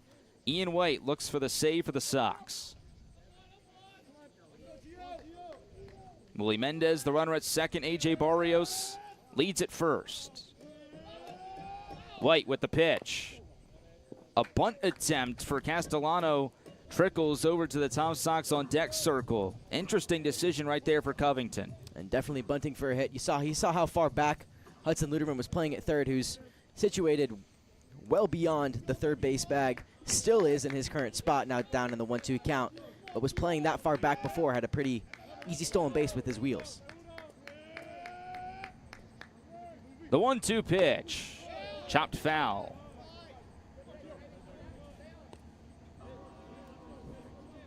Charlottesville has had its fair share of close games throughout the summer. A lot of 1-run games and 2-run games for the Tom Sox. In 1-run games, Charlottesville is 9-4 this summer. They lead by 1 here in the top of the 9th. 1-2 off the end of the bat. Shadle ranging towards the dugout, but he runs out of room. 9-4 in 1-run games, 2-2 in 2-run games for the Tom Sox. They have not lost on a Friday yet this summer. As we knock on every piece of anything we can find to hold that jinx off. Thanks, Nate. You got it, pal. Pow. White resets at the belt. 1-2 home. Called strike 3. An on-the-money fastball from Ian White. And there's 2 away. White rises to the occasion. Now 1 more at-bat to do it again right here against Nick Rodriguez. Rodriguez already has driven in 2 runs today for the Lumberjacks. A 2-run double in the top of the 4th. He's also been hit by a pitch, struck out and grounded out. A little bit of everything today for the Covington catcher. The tying run remains at second base. White out of the stretch. Fires in the first pitch strike.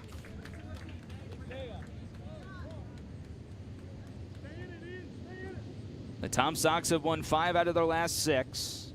Had a 4-game winning streak entering yesterday's doubleheader, which they swept, split against the Cavaliers. A 9-5 loss in Game 1, a 5-4 extra inning win in Game 2, which bled into the early hours of this morning as we reach the final few minutes of this Friday. And we'll say the Sox have won a game in 6 days straight of playing baseball.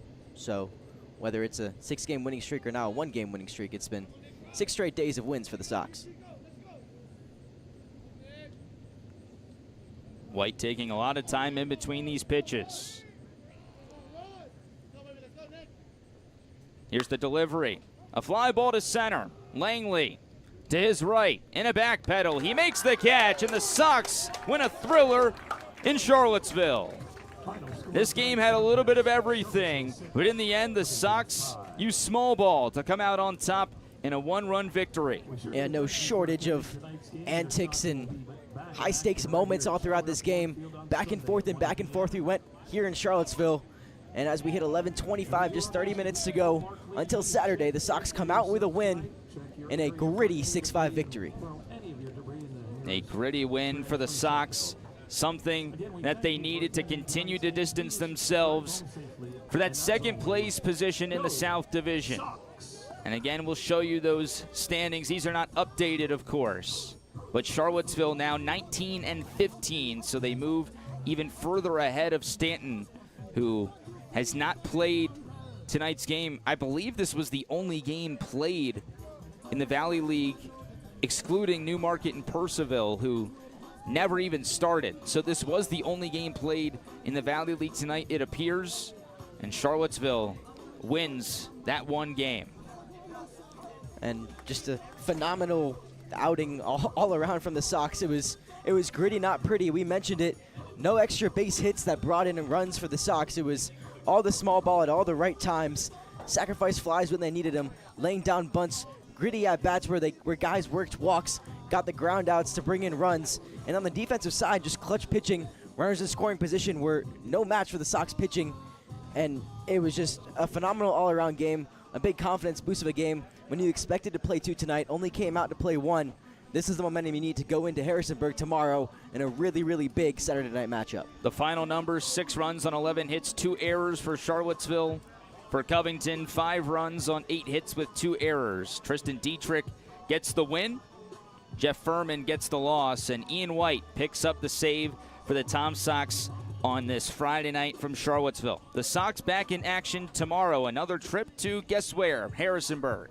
For the final time in the regular season, the Sox face off against the Turks. That one comes at you from Eagle Field at Veterans Memorial Park at 7 p.m. We will have an audio-only broadcast with you for that one from Harrisonburg. So tune into that before the Sox return home on Sunday for a 1 p.m. clash against the Waynesboro Generals. One more note before we sign off. This was my final broadcast for the Charlottesville Tom Sox. I was an intern for the team back in 2023, did a bunch of games then, and this was my 4th and final call this summer. I said I was going to do one with all of the media interns. Jeremy, you rounded it out. Appreciate you hopping on the headset with me tonight. And we appreciate everything you've done for us down the stretch of the season. We've still got some time left out here in Charlottesville, but your efforts are always thanked, and everything you've done for us has been absolutely phenomenal, and we thank you for the way you've led us this season and the way you've brought all the energy, and we've really fed off of you, and it's just been phenomenal to be around you. So thank you for everything you've done for us. I appreciate that. And with that, Unk signing off. The Unkcast comes to a close. It's a 6-5 win for Charlottesville to move to 4 games above 500. We'll be back on the air tomorrow night in Harrisonburg, but until then, have a great rest of your Friday night, and we'll talk to you tomorrow from Harrisonburg.